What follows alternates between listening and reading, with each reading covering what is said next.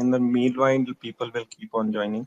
So आज हमारे बीच में स्वाति मैम हैं, जो कि बहुत ही like popular YouTube channel run करती हैं. So the YouTube channel goes by the name of Be Wealthy, और ये पर्सनल फाइनेंस के ऊपर और एक हमारी जो हिंदी ऑडियंस है उनके लिए बहुत ही यूजफुल यूट्यूब चैनल है. और ma'am has a very rich experience in media. She has been a media professional for over 15 years. उनके काफी पॉपुलर शोज आप लोगों ने भी सुने होंगे, of which I would like to mention one, your money, which is on personal finance, जो कि बेसिकली CNBC आवाज के ऊपर टेलीकास्ट होता है.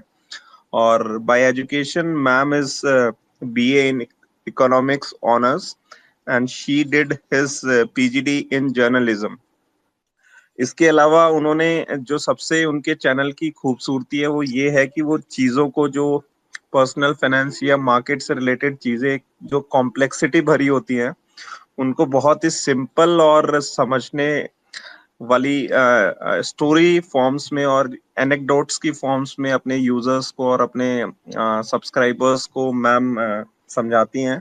और ma'am also runs, I mean she also, I mean अभी काफी जो हमारे पॉपुलर इंडस्ट्री के फंड मैनेजर हैं, तो उनके साथ भी मैम ने काफी सिंपलिस्टिक वे में चीजों को हमारे लिए सिंप्लीफाई करने के लिए काफी शोज करे हैं, जो उनके यूट्यूब चैनल पे अवेलेबल हैं. तो अगर आप लोगों ने अभी तक उनको ज्वाइन नहीं किया तो श्योरली आप भी उनको ज्वाइन कर सकते हैं. As we progress with the session, we surely get to know about so many things. And ma'am is also a mutual fund distributor certified and investment advisor level 1 and level 2 from a reputed like certification in NISM. So, a very warm welcome, Swati ma'am. In case I missed on some introduction, I would request you to add to it and would appreciate if you. Bas, thank you so much for having me, Prince. It's really an honor. Am I audible, loud and clear? या ma'am, Okay. हम सुन सकते हैं. Okay. सो बस एक चीज आपने थोड़ी सी गलत बोल दी. मैंने एडवाइजरी लेवल 1 2 क्लियर कर लिया था, लेकिन वो जो लाइसेंस या सर्टिफिकेशन होता है वो एक्सपायर हो गया. मैं दोबारा वो एग्जाम नहीं लिया है अभी तक.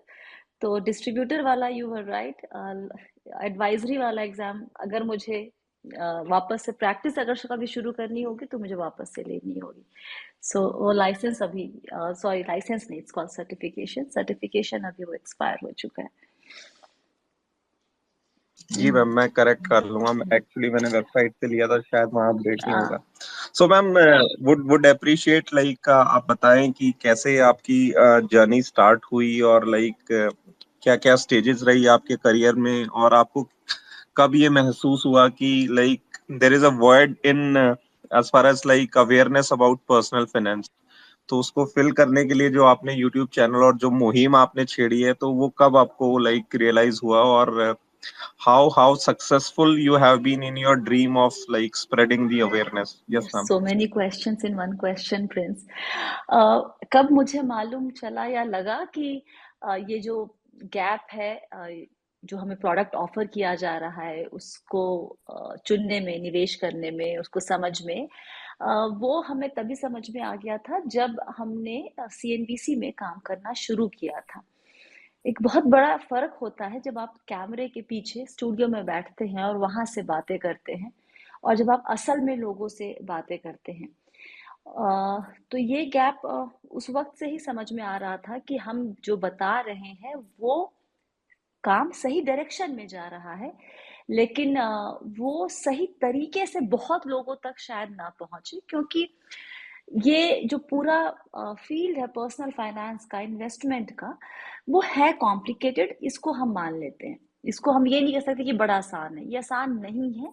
उसके ऊपर इतना सारा ऑफरिंग है बाजार में पैसे निवेश करने के लिए कि आप इसको चुने कि उसको चुने, और जिस तरीके से चीजें इतनी जल्दी जल्दी बदल रही हैं, बड़ा मुश्किल है लोगों के लिए सही फैसला खुद के लिए लेना. लेते भी है फैसला तो वो हमेशा डाउट में रहते हैं कि ये सही किया कि नहीं किया. तो वो समझ में आ गया था, लेकिन चैनल शुरू करने में थोड़ा वक्त लगा क्योंकि काम किया हुआ था, और तब तो खैर दिमाग में भी नहीं था. 2006 से 13 तक आई वाज विद CNBC आवाज. Then I changed my field of working. I joined the sports channel. तो वहां पे तो खैर सवाल ही नहीं उठता, लेकिन ये कीड़ा अंदर हमेशा रहता था। कहीं भी अगर बात चल रही है इन्वेस्टमेंट की, तो हमेशा कि अच्छा क्या चल रहा है, क्या बोल रहे हैं लोग, किस तरीके से इन्वेस्ट कर रहे हैं, ये हमेशा कान खड़े हो जाते थे सुनते ही। तो और जब स्पोर्ट्स छोड़ा, ऑप्शन था कि वापस से किसी न्यूज़ चैनल में जॉइन करके वही काम दोबारा किया जाए, या फिर उसी काम को अलग तरीके से यूट्यूब पे किया जाए।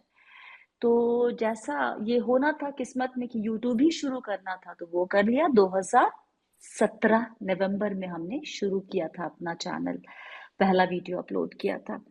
क्या ड्रीम पूरा हो गया? नहीं, लॉन्ग वे टू गो।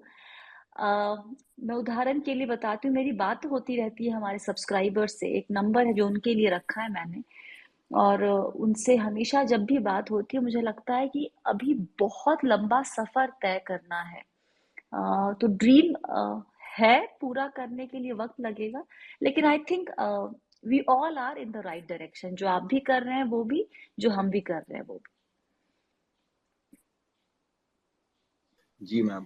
तो मैम पर्सनल फाइनेंस को लेके बहुत सारी लाइक लोगों को आई मीन इस लाइक जो इतना इम्पोर्टेंट एस्पेक्ट है उसको लोग बहुत लाइटली लेते हैं when it comes to money matters. Hmm. तो वो अपने आप पे जब तक मार नहीं खाते हैं, जब तक वो अपने आप को अपना फाइनेंशियल एडवाइजर लेके चलते हैं, हम्म। बहुत कंजर्वेटिव रहते हैं लोग इस अप्रोच को लेके, दूसरों की सुनी सुनाई बात पे वो इन्वेस्ट कर देते हैं। हम्म। लेकिन पर्सनल फाइनेंस समझने को मतलब उनका इतना, और मे बी जैसा कि आपने मतलब आपके चैनल से पता लगता है कि लोगों में जो गैप है वो अभी भी है अवेलेबल, और स्कूल और कॉलेज लेवल में वो एजुकेशन अभी भी सफिशिएंट नहीं जी। है।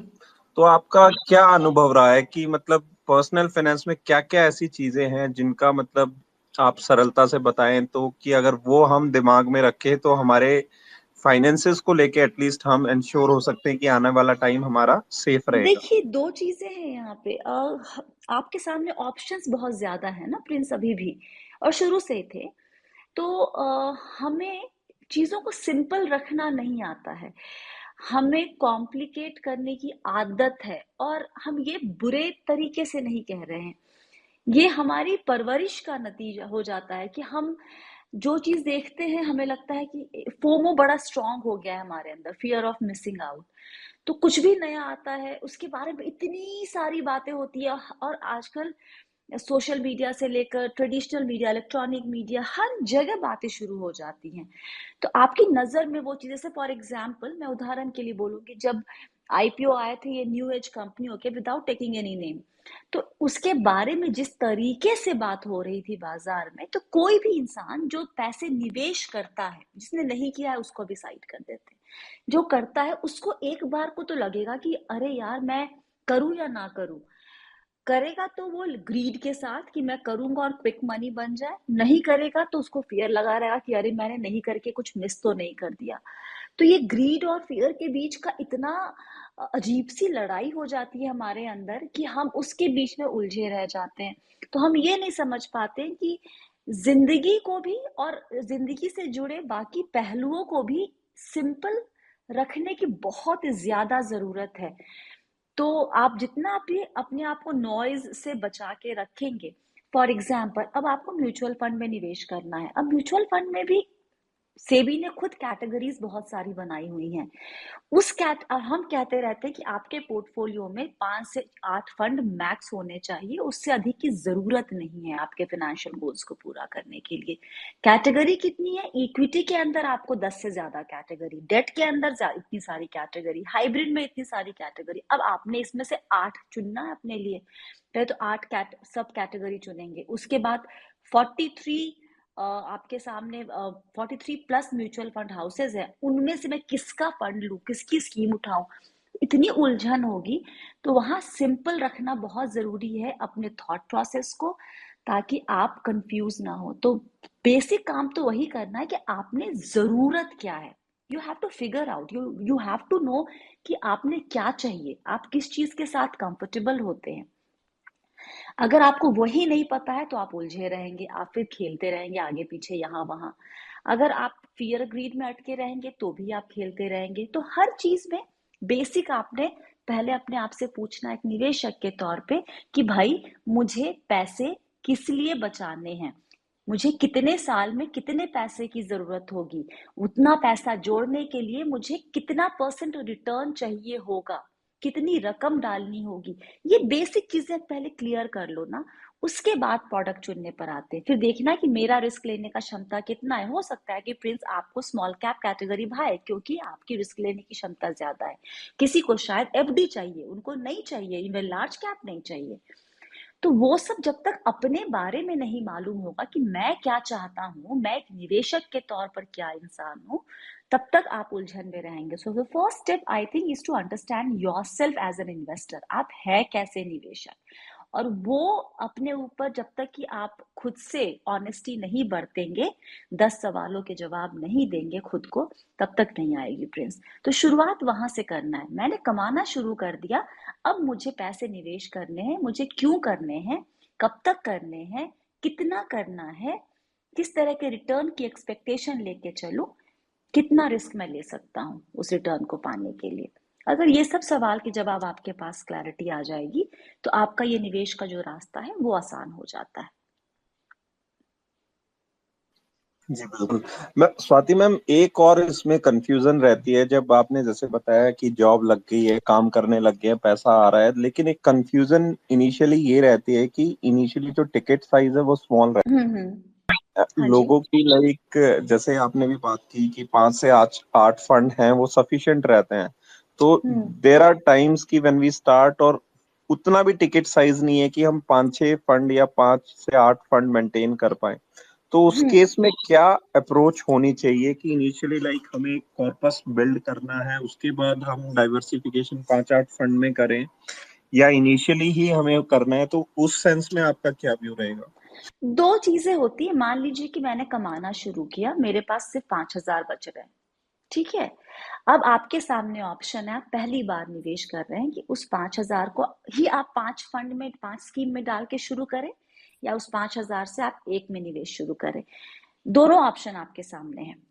अगर आपको ये चीज मालूम है कि मैं 5,000 से 5 फंड में लेके शुरू कर सकता हूँ, और गोइंग फॉरवर्ड जब भी मेरी सैलरी बढ़ेगी, इंक्रीमेंट होगा, मैं अपने उस इंक्रीमेंट को उन पांचों में एक रेशियो में जो आप तय करेंगे, मैं उससे इंक्रीज करता जाऊंगा। अगर आप ये काम कर सकते हैं शुरुआत से ही, then go ahead with 5 funds, there is no harm in it, कोई नुकसान नहीं होना इससे आपका। लेकिन अगर आपको लगता है कि नहीं, मैं पहली बार कर रहा हूँ, मुझे थोड़ा डर लग रहा है, मैं एकदम से 5 फंड नहीं ले पाऊंगा, या मुझे संभल के चलना है, start with a very simple large cap index fund, जहां पर कोई आपको जो एक्टिव फंड में जो होता है कि एक फंड मैनेजर खुद कॉल लेता है कि मुझे ये स्टॉक लेना है, वो स्टॉक लेना है, अब लेना है, अब बेचना है, ये जो कॉल होता है वो तो वहां पे होता नहीं है इंडेक्स फंड में। तो मैं वो सब सारे रिस्क को साइड करके, मैं रिस्क अभी भी ले रहा हूँ क्योंकि मैं इक्विटी में जा रहा हूँ, लेकिन मुझे इक्विटी ही चाहिए क्योंकि लॉन्ग टर्म में यही पैसा बनाकर देगा मुझे इन्फ्लेशन से अधिक का।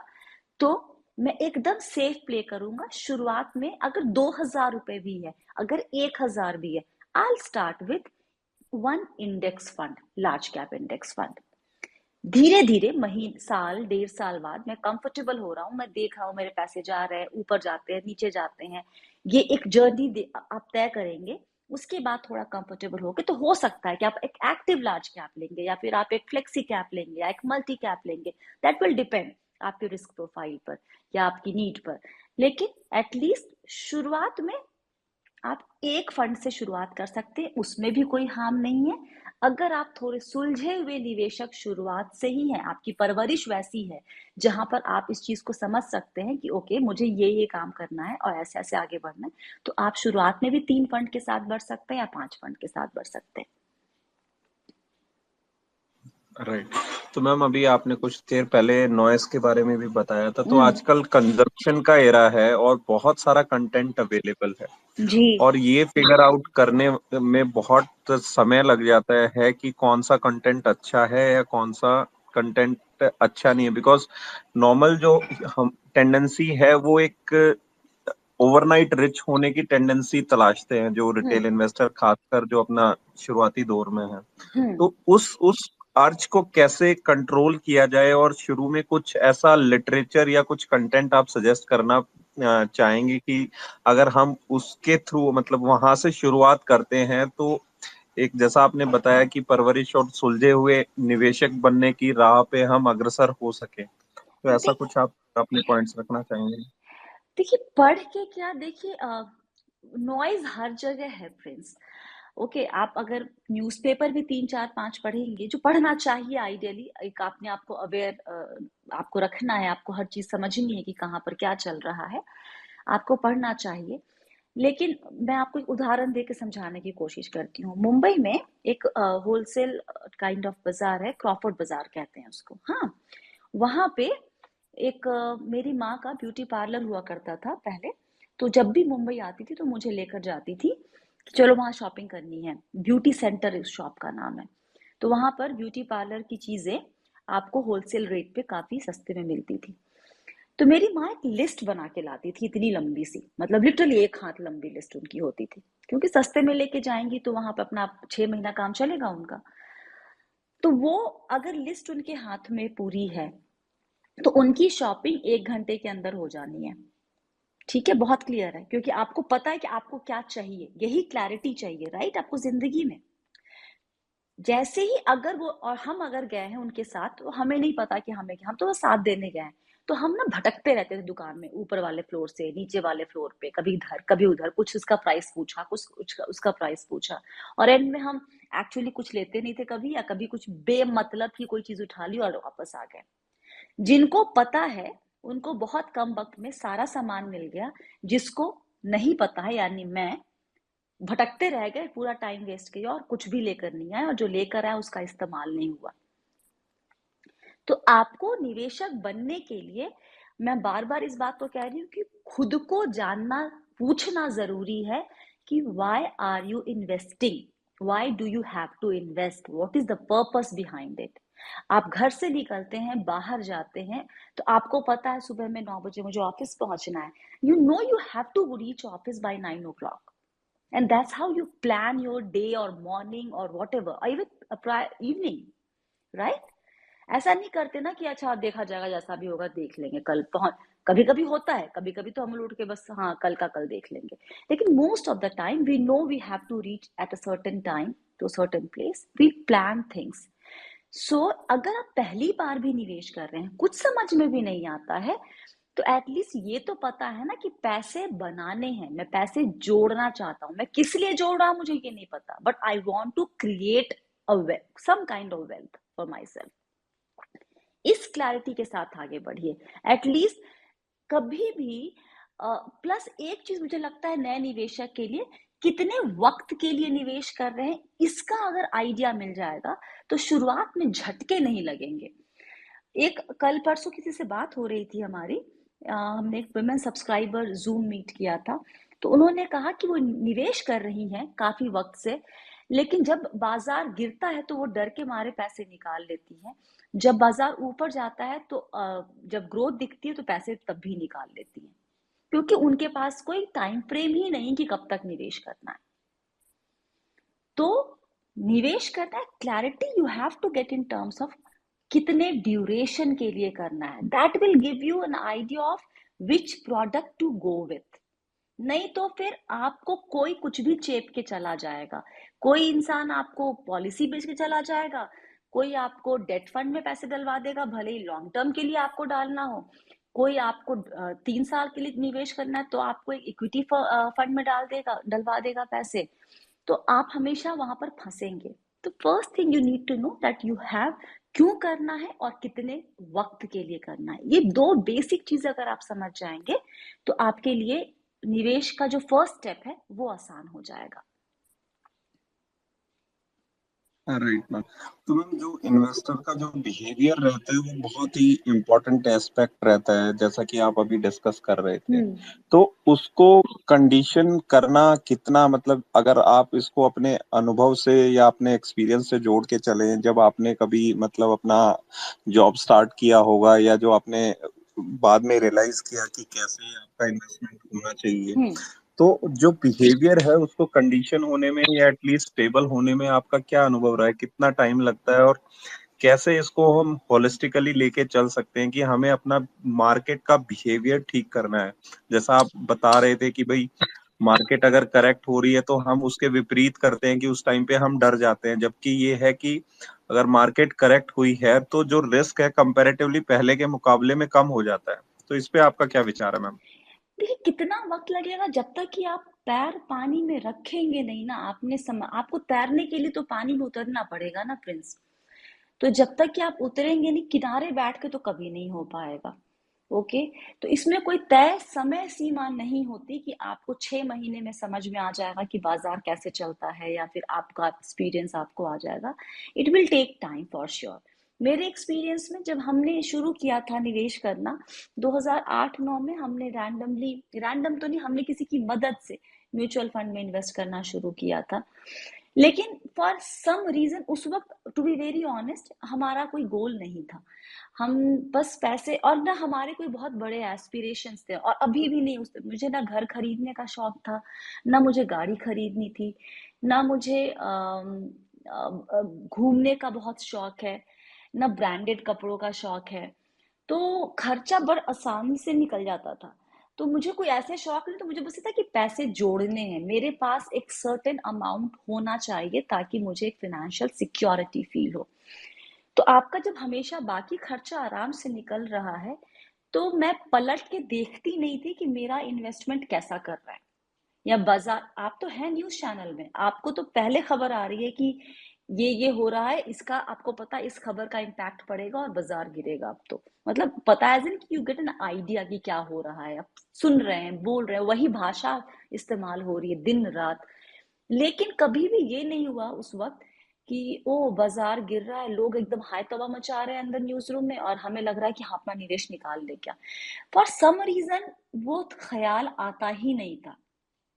क्यों नहीं आता था मुझे नहीं पता, ये क्या मेरे घर से मुझे मिला है, आई हैव नो आइडिया। लेकिन ये नहीं आता था, ये बिहेवियर में था कि मुझे पैनिक, जब डूब रहा है, बाजार नीचे जा रहा है, तो मुझे पैनिक नहीं होता था कभी भी। शायद इसलिए क्योंकि मेरे पास एक इमरजेंसी फंड हमेशा है। मुझे पता है कि मेरा निवेश का जो नजरिया है वो लंबा है। तो बाजार रिकवर करेगा, बाजार की एक चाल समझ में आने लगी थी कि ये 2 दिन पहले तो ताली बजा रहे हैं सब बैठ के कि वाह आज नया हाई छू के आया, 2 दिन बाद सब रो रहे हैं कि ये क्या हो गया, लाल ही लाल बाजार, एकदम उस पर ड्रामा शुरू हो गया हमारा। तो वो समझ में आ गया था कि this is a part and parcel of my investment journey. तो the sooner you accept it. अभी किसी ने पूछा मुझसे कि एक फंड का नाम लेके, कि इस फंड में 1.5 साल पहले पैसे लगाना शुरू किए, अब तो उसका परफॉर्मेंस, अब वो टॉप परफॉर्मिंग था, अब वो नीचे चला गया है, क्या करें। अब आप क्या करेंगे? आपको पता है कि वो ग्रोथ स्टाइल फॉलो करते थे, ग्रोथ नहीं चल रहा है, अभी वैल्यू चल रहा है, साइकिल है, ये जाएगा फिर ये ऊपर आएगा, नीचे गया है कि ऊपर आएगा। तो इसको मेरे लिए कहना बड़ा आसान है, एक निवेशक के तौर पे शायद प्रिंस आपके लिए, सुनने वालों के लिए लगता है कि अच्छा इनको तो फर्क नहीं पड़ता, इनके ऊपर जिम्मेदारी नहीं है, या फिर इनका कुछ ऐसा कोई बहुत, इनके पास बहुत पैसा है इसलिए इनको फर्क नहीं पड़ता। ऐसा है नहीं, पैसा मेरे पास बहुत नहीं है, लेकिन मेरा नजरिया लंबा है और मुझे ये पता है कि ये चाल ऐसी ही होने वाली है। This is like that famous song ना, जिंदगी की यही रीत है, हार के बाद ही जीत है। एग्जैक्टली यही चलता है बाजार में। You just have to be patient. अब ये कैसे डेवलप करेंगे? जब तक कि आप निवेश करेंगे नहीं, झटके खाएंगे नहीं, झटके खाने के बाद अपने निवेश को वापस से बढ़ते हुए देखेंगे नहीं, तब तक आप इसको सुन के, मेरी बात, किताब पढ़ के, इसके ऊपर मेडिटेट करके, मंत्र जाप करके, आपको ये बिहेवियर वैसे चेंज नहीं होने वाला। You have to do it, to go through this whole journey phase. तभी आप इसको समझ पाएंगे और आपका बिहेवियर चेंज होगा। सुन के, दूसरों के एक्सपीरियंस से सुन के अगर समझ सके तो बहुत अच्छी बात है, लेकिन अमूमन इंसान दूसरों की गलती से सीखता नहीं है, वो अब खुद गलती करना चाहेगा उसके बाद ही सीखता है। तो करना पड़ेगा प्रिंस। Right ma'am. तो मनीष जी, आप कोई सवाल है तो आप अनम्यूट करके स्वाति मैम से पूछ सकते हैं। मैम आपको बहुत बहुत बधाई मैम, आपने ये बहुत ही चैलेंजिंग जॉब लिया है वेल्थ मैनेजमेंट का। आपके सामने अब बहुत सारे लोग हैं जो मार्केट को नहीं समझते। आपने ये बीड़ा उठाया है कि जो रिटेल ट्रेडर है उसको समझाया जाए। ये बहुत ही आजकल ये बहुत ही चैलेंजिंग है, क्योंकि बहुत सारे यूट्यूब चैनल आ गए हैं, लेकिन वो लोगों को गुमराह करने की तरफ ज्यादा जा रहे हैं। तो आपके जैसा अच्छा चैनल होगा जो लोगों को समझाएगा, वो बहुत बेहतरीन रहेगा मार्केट के लिए। मैं आपसे ये समझना चाह रहा हूँ कि आपका यूट्यूब जर्नी कैसा रहा। आपका अभी आप मुझे जब जहां तक मैंने सुना आपने 2017 में ये स्टार्ट जी। किया। क्या क्या चैलेंजेस रहे आपके लिए, और क्या क्या लोगों के क्वेश्चन आपके लिए आते हैं, तो वो मैं थोड़ा सा समझना यूट्यूब चाहता जर्नी देखिए मुश्किल वाला था, मैं कभी नहीं कहूँगी कि बड़ा आसान था। हुआ ये कि जब आप बड़े बड़े ब्रांड के साथ एसोसिएटेड होते हैं ना मनीष जी, तो आपकी जो आइडेंटिटी है वो ऐसे होती है: स्वाति कुमारी सीएनबीसी आवाज, स्वाति कुमारी स्टार स्पोर्ट्स। स्वाति कुमारी एक इंडिविजुअल के तौर पर नहीं जानी जाती है। आप इस बात से शायद रिलेट कर सके, समझिएगा इस चीज को। हम लोग जहाँ से आए हैं, हम लोग के लिए ओहदा बड़ा मायने रखता है। किसी कंपनी में आप अगर अच्छे पोजीशन पर हैं तो आपको अलग तरीके से ट्रीट किया जाता है। तो आपका सर्कल भी वैसे लोगों का होता है जो उसी तरीके से सोचते और समझते हैं। जब आप सब कुछ छोड़ के अपना कुछ शुरू करने की कोशिश करते हैं तो आपको लगता है कहा कि ये क्या हुआ, ये आसपास के लोग कहाँ गायब हो गए आपके, क्योंकि अब आप सीएनबीसी आवाज नहीं है, अब आप स्टार स्पोर्ट्स नहीं है, अब आप जी बिजनेस नहीं है। You getting my point?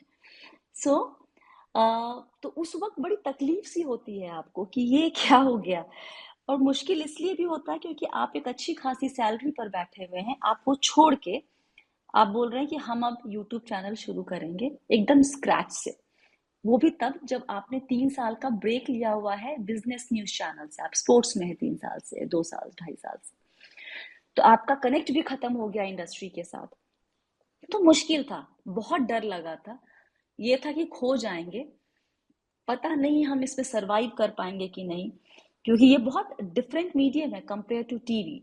TV studio में कैमरे के सामने बैठ के बात करना और अपना चैनल के लिए काम करना, जमीन आसमान। The tone of talking, the way of talking, everything changes big time. तो बहुत कुछ अनलर्न करना पड़ा था, बहुत कुछ सीखना पड़ा फिर से। और बहुत स्लो पेस पे ग्रोथ रही है, इसकी मुझे शिकायत नहीं है। क्योंकि डायरेक्शन ये मालूम है कि काम क्या करना है, किसके लिए करना है, लेकिन तेजी से कैसे ग्रो करना है मुझे वो ये डायनेमिक्स नहीं पता। ये अपना काम है ना, अभी तक तो आप किसी और के लिए काम कर रहे हैं, सैलरी मिल रही है and you are happy about it. यहाँ पर एकदम से हर चीज खुद से मैनेज करनी है, थंबनेल क्या जाएगा से लेकर बोलना क्या है, टॉपिक क्या है, रिसर्च क्या है, एडिटिंग किससे वो तो खुद से आती नहीं थी करें, तो किससे करवानी है, तो किससे करवानी है, हर चीज खुद से। अपलोड कैसे करते हैं वीडियो, टैग्स, हैशटैग, सब कुछ, एवरीथिंग, सबको सीखना पड़ा शुरू से एकदम। तो बहुत मुश्किल जर्नी थी, प्लस पैसे नहीं आ रहे आपके पास हर महीने, क्योंकि कमाई लेट से शुरू होती है भाई। आपका एक सर्टेन क्राइटेरिया आपको मीट करना पड़ता है, तब आपको अपना चैनल मोनेटाइज करने की इजाजत मिलती है यूट्यूब से। शुरुआत में तो पैसे भी नहीं आते, एकदम नाम मात्र आते हैं। तो आपको मैंने अपना खर्चा, अगर मैं महीने के 100 रुपए खर्च कर रही थी यूट्यूब शुरू करने के पहले नौकरी तक, तो मैंने वो खर्चा अपना कम से कम 40 पे ले आई थी गिरा के, कि मुझे मालूम है कि मैं अभी कमाऊंगी नहीं कुछ वक्त तक, मेरे पास पैसे हैं मेरी इन्वेस्टमेंट में, लेकिन मुझे उसे उड़ाने ही नहीं है। तो मैंने उसको कट डाउन किया था। मुझे कोई शर्म नहीं आती थी 1 रूम किचन में रहने में मुंबई में, जबकि मैं कमा अच्छा खासा रही थी उस टाइम तब भी। तो मुझे मालूम था कि पैसे कम देर से आएंगे, लेकिन I was supported by my family and friends. कुछ हैं जो बड़े कोर ग्रुप मेरे, जिन्होंने मुझे आंख बंद करके सपोर्ट किया है। सो it was a difficult experience. शुरू शुरू में सवाल कैसे आते थे, सवाल जो शुरू में आते थे मनीष जी, वो आज भी वैसे ही आते हैं। लोगों को डाउट रहता है कि वो जो फैसला ले रहे हैं वो सही फैसला है कि नहीं। जो निवेश कर रहे हैं उनको अपने पोर्टफोलियो पे डाउट है, जो निवेश नहीं कर रहे हैं उनको बेसिक समझना है कि मैं शुरुआत कहाँ से करूं। तो बेसिकली उसी दो तबके को फिलहाल उस वक्त से लेकर अभी तक हम एड्रेस कर रहे हैं कि okay, let me help you how to figure out कि आपका जो कॉल है वो सही है कि नहीं है। एटलीस्ट म्यूचुअल फंड को लेकर। स्टॉक्स में हम ज़्यादा बातें करते नहीं हैं, तो स्टॉक पे हमारी राय नहीं होती है। तो तो this has been the journey so far, lots of ups and downs. Funny चीज़ें होती थी, लोग पूछते थे कि क्या कर रहे हो आजकल? आजकल तो टीवी पे दिखती नहीं हो। तो हाँ, अपना चैनल शुरू किया है। कहाँ? तो यूट्यूब चैनल। ओके ओके, और क्या कर रही हो? तो कोई काम को सीरियसली लेता ही नहीं था, तो बड़ा फनी सा लगता था कि यार ये क्या हो गया। So it was a difficult journey, but now it feels good that people approach you for your work. Be Wealthy को इंडस्ट्री में लोग जानते हैं, इस नाम से पहचानते हैं मुझे। So it feels great. It feels good that आपने स्क्रैच से कुछ शुरू किया और थोड़ा सा बड़ा बच्चा हो गया है वो अब। मैम एक छोटा सा क्वेश्चन और इससे जुड़ा हुआ, आपने आसान सब्जेक्ट स्पोर्ट्स को छोड़ के एक डिफिकल्ट सब्जेक्ट वेल्थ मैनेजमेंट को क्यों चुना आपने? आप कौन कहता है कि स्पोर्ट्स आसान है? आप लोगों के लिए क्रिकेट वगैरह बड़ा आसान होगा, मेरे लिए नहीं था। मेरे लिए इनफैक्ट बिजनेस चैनल छोड़ के स्पोर्ट्स में जाना एक अपने आप में चैलेंज था, क्योंकि मैंने बचपन में सिर्फ स्कूल में वॉलीबॉल खेला था। इसके अलावा मैं कोई स्पोर्ट्स में पार्टिसिपेट ऐसा बहुत एक्टिवली पार्टिसिपेट नहीं करती थी, लेकिन खुद को चैलेंज करना था। थोड़ा सा मोनोटनी आ गई थी काम करते करते, तो स्पोर्ट्स चैनल गए थे और वहां पर भी बिहाइंड कैमरा काम लिया था। वहां भी खुद को चैलेंज किया था कि कैमरे के सामने जो रहने की आदत पड़ गई है उससे निकल सकती हो कि नहीं। वो चैलेंज था खुद के लिए, तो वो किया।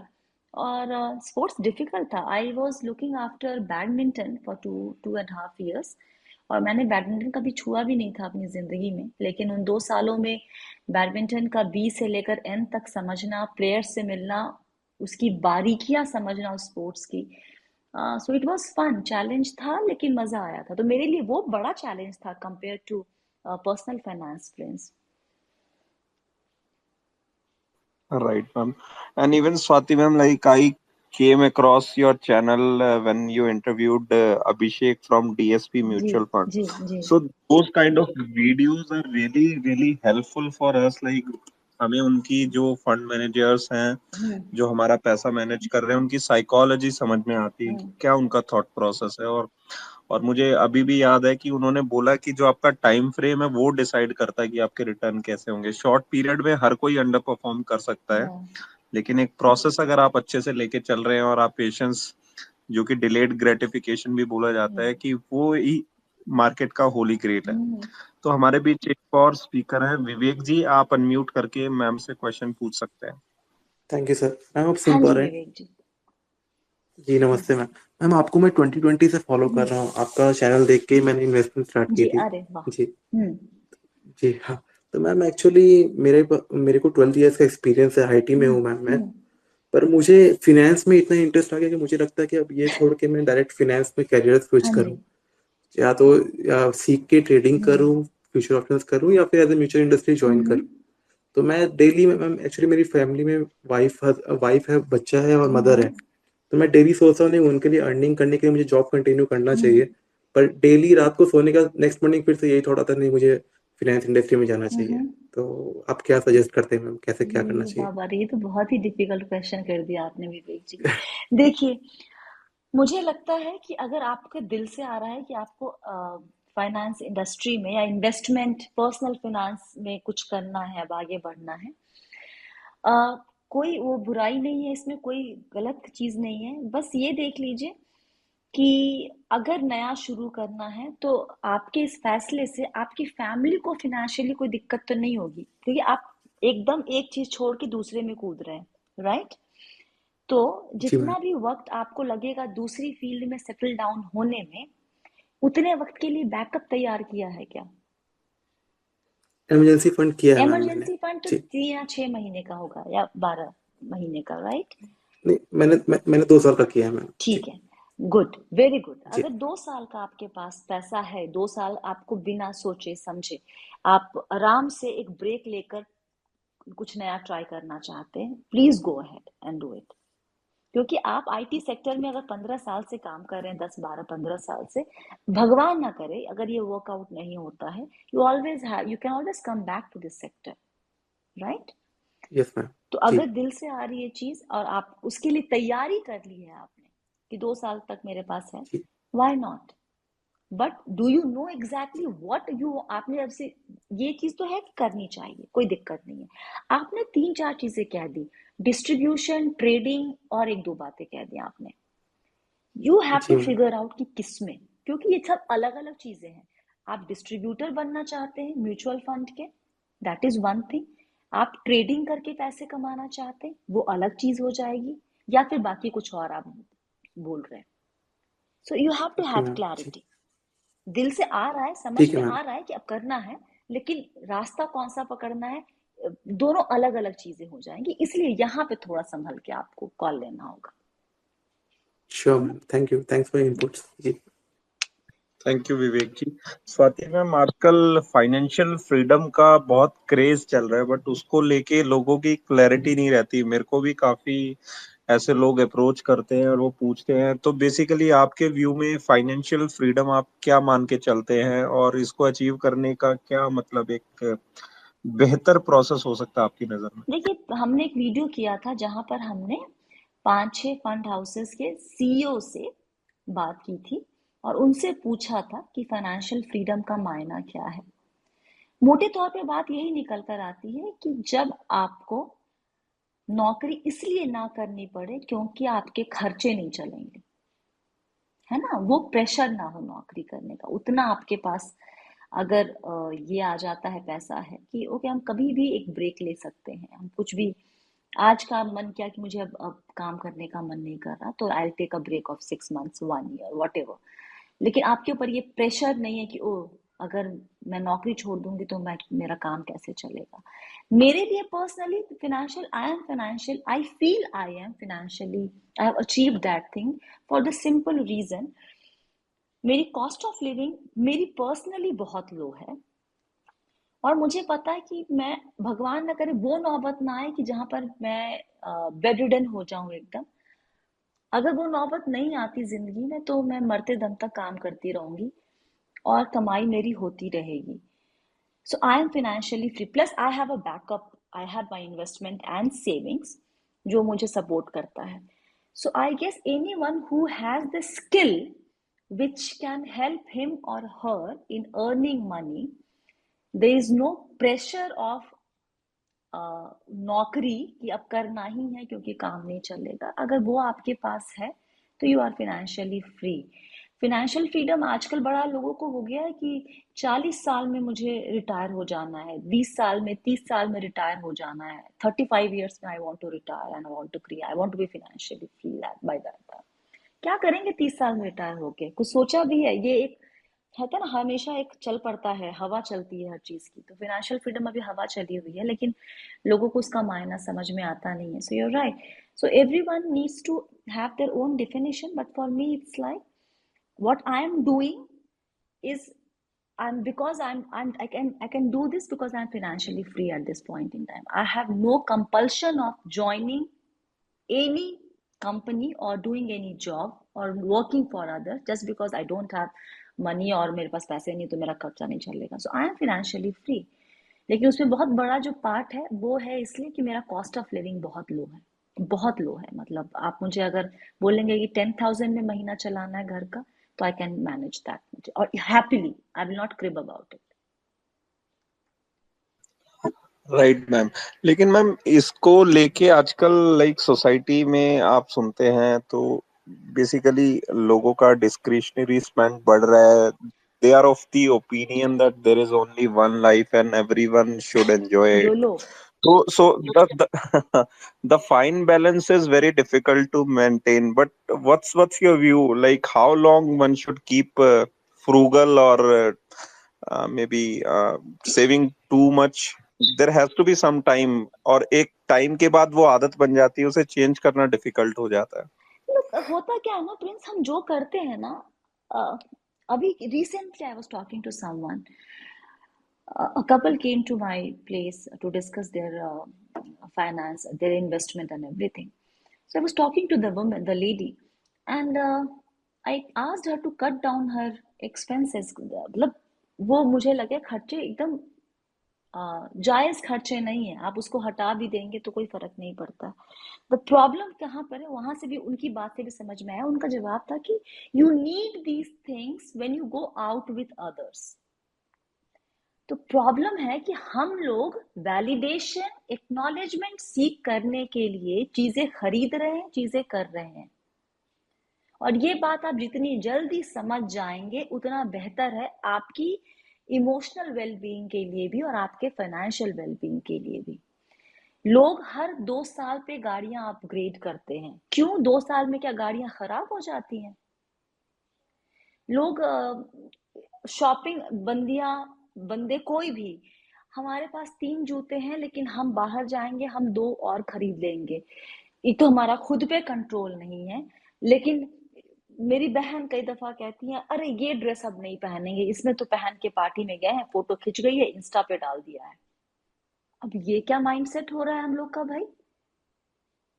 इस तरीके से आप कैसे करेंगे? मतलब यू लिव ओनली वंस वाला जो पूरा चलता है फंडा, इस तरीके से चलेगा ये थॉट प्रोसेस के साथ? तो अब तो आप पूरी जिंदगी लोगों को दिखाने में ही लग जाएंगे। लोग जिस तरीके से नया एप्पल फोन, और इसी पे तो कंपनियां चल रही हैं। एप्पल फोन में जो पिछले 3 5 6 साल से नए नए अपग्रेड करके वो लाते रहते हैं, भगवान जाने कौन कौन सा नंबर लेकर अब आ गए वो तो उसमें क्या बदला है इतने सालों में? कैमरा 3 के बदले 2 से 3 हो गया, 3 में किसी में कुछ ना कुछ एकदम माइन्यूट चेंज कर देंगे। कुछ नहीं करेंगे तो उसके कलर चेंज कर देंगे, उसका पीछे का जो होता है, क्या कहते हैं, व्हाट डू कॉल इट, जो फोन का बैक पार्ट, उस पे, और उस पे आप सामान बेच रहे हैं और लोग खरीद रहे हैं जाके।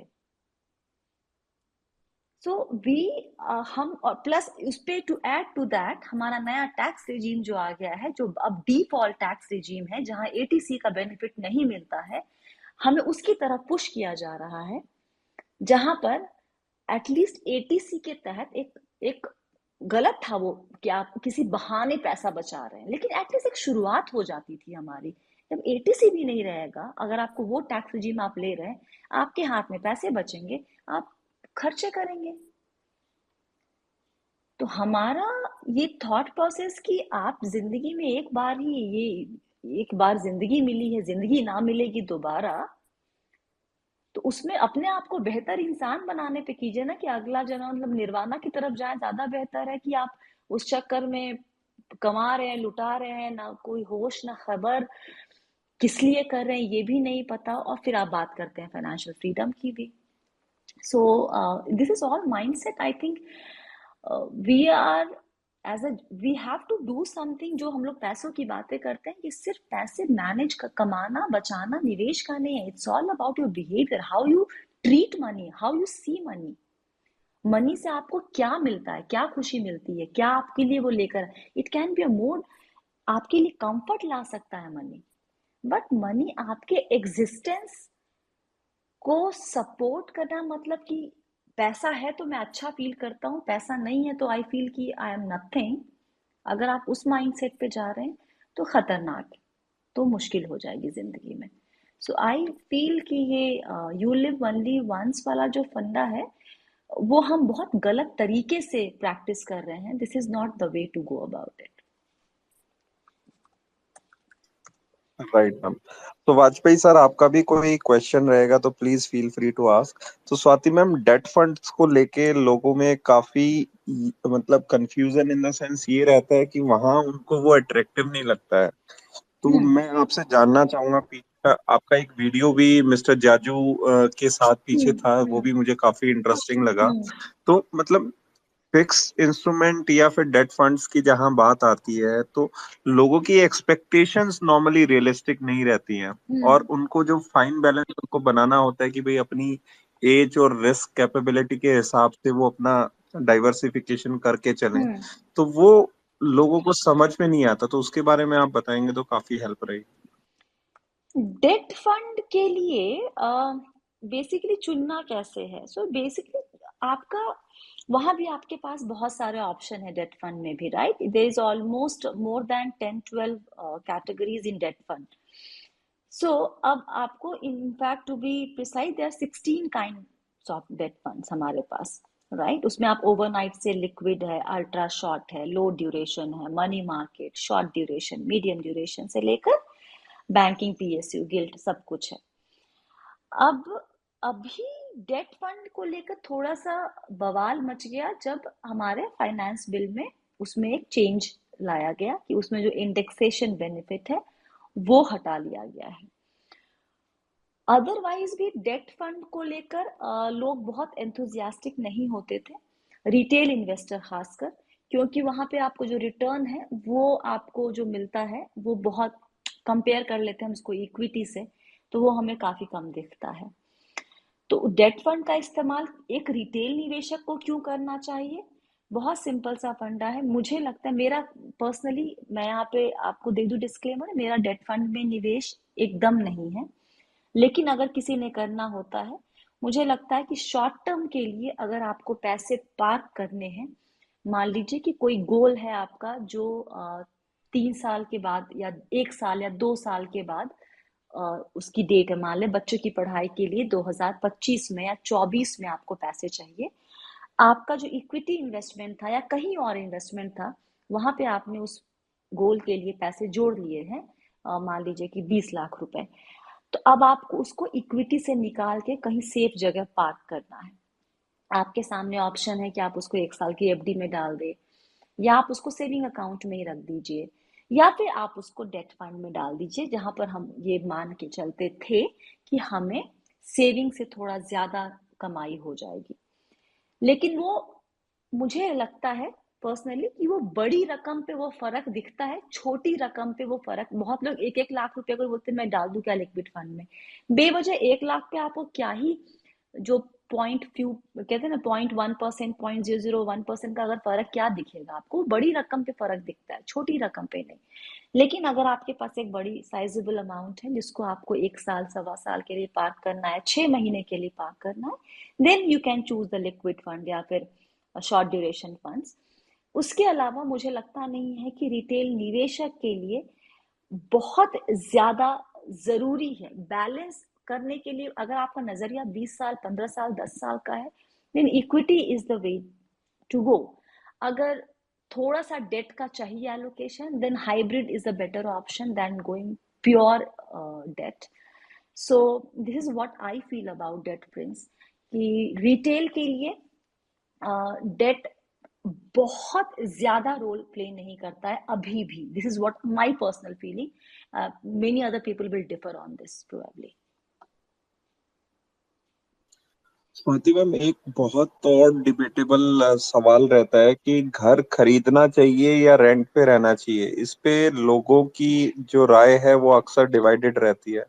तो आपका इस पे क्या व्यू है? क्या एक बैलेंस्ड व्यू होना चाहिए कि, और लेवरेज भी उसमें इंक्लूड करके? बैलेंस व्यू कुछ नहीं होता, सबका अपना अपना है। एज एन इंडिविजुअल, हमने एक घर खरीदा था, जब तक, इनफैक्ट हमने इस पे वीडियो बनाया हुआ है, आपको अगर ये मालूम है कि आप इस एक पर्टिकुलर शहर में अपनी अब जिंदगी बिताने वाले हैं, या फिर आप यहाँ पे रिटायरमेंट के बाद जिंदगी बिताने वाले हैं, go ahead and buy a house if you get a good deal. अगर नहीं, जैसे अब मुझे नहीं पता कि मैं पूरी जिंदगी बैंगलोर में रहूंगी, कि मैं वापस से मुंबई जाऊंगी, या मैं पुणे शिफ्ट हो जाऊंगी, या फिर हैदराबाद जाऊंगी, आई हैव नो आइडिया। हमने बैंगलोर में घर लिया और हमने उसको फिर निकाल दिया, क्योंकि वहाँ पे अप्रिसिएशन भी नहीं था, हम रह भी नहीं रहे थे। तो हमें लगा कि, और हम उसके ऊपर लोन लिया हुआ था, हमने हमने कहा कि ओके, लोन लेके चलने का कोई मतलब नहीं है, उस घर को निकालते हैं, उस पैसे को हम इक्विटी में इन्वेस्ट कर देंगे, and that's what exactly I did. So as of now मेरे पास अपना घर नहीं है। कुछ दिनों पहले ही हम लोग जब ये बातें कर रहे थे कि घर ले क्या, खरीद ले फिर से एक बैंगलोर में ही, फिर हमें लगा कि नहीं, आई थिंक हम देख देख के लोगों को ना, हमें थोड़ा, सब लोग ले रहे हैं घर, सब अपने घर में रहते हैं, तो ये आता है कि लेना चाहिए। लेकिन जब आपको लगे कि अब आप तैयार हैं एक शहर में वक्त बिताने के लिए या यहाँ रहने के लिए, तब आप उस शहर में घर लीजिए। इन्वेस्टमेंट के पर्पज से रियल स्टेट में पैसा डालना is a way too risky, riskier than equity, I would say. मेरे ही घर में मेरी बहन ने अब जाके घर लिया है, अपना घर जहाँ वो रह रही है, and she is 110% sure that she is not going to change the city and she lives in Pune. तो बहुत इंडिविजुअलिस्टिक ये चीज रहेंगी, लेकिन इस लिहाज से कि सेटल डाउन जो एक आता है ना कि अब कमाने लगे हो तो घर ले लोगे तो सेटल डाउन हो जाओगे, उस ख्याल से मत लीजिएगा। वो ख्याल आई डोंट थिंक घर खरीदने की वजह होनी चाहिए किसी के लिए भी। लोन लेके ही घर खरीदेंगे मोस्ट ऑफ अस फ्रेंड्स। अब हम लोग जो सैलरीड क्लास हैं उनको लेना ही पड़ेगा लोन, कोई ऑप्शन नहीं होता है हमारे पास। बहुत लोग कहते हैं कि उससे व्यू बेनिफिट होता है, इंटरेस्ट पे आपको टैक्स छूट और XYZ। I don't believe in all these things actually. मुझे लगता है कि कर्ज किसी भी तरीके का आपके सर पे ना हो तो बेहतर है, और जितनी जल्दी आप कर्ज उतार देंगे आपके लिए भी बेहतर होगा, आप फ्री रहेंगे। और दूसरा, आप 1 करोड़ का अगर कर्ज लेते हैं, अगर आप पूरा टेन्योर चुकाते हैं तो आप चेक कीजिए कि आप कितना पे कर रहे हैं, आप डबल द अमाउंट पे करते हैं। 1 करोड़ का लोन लेते हैं, आप 2 करोड़ चुकाते हैं, 1 करोड़ सिर्फ इंटरेस्ट जाता है उसमें आपका। कहाँ से ये किस हिसाब से सही बैठता है मुझे नहीं पता। तो अगर कर्ज लेकर लिया भी है लोन लेके, I always say and believe ASAP basis पे कर चुकाइए ताकि आपका पैसा वहां भी बचे। सो घर, अपना घर पे चाहिए या रेंट पे लेना है, take a call when you know where do you want to settle down. Right ma'am. And for our attendees, अगर आपका भी कोई सवाल है तो आप रिक्वेस्ट भेज सकते हैं, I will approve and you can ask a question from Swati ma'am. Vajpayee ji, आपका कोई सवाल है?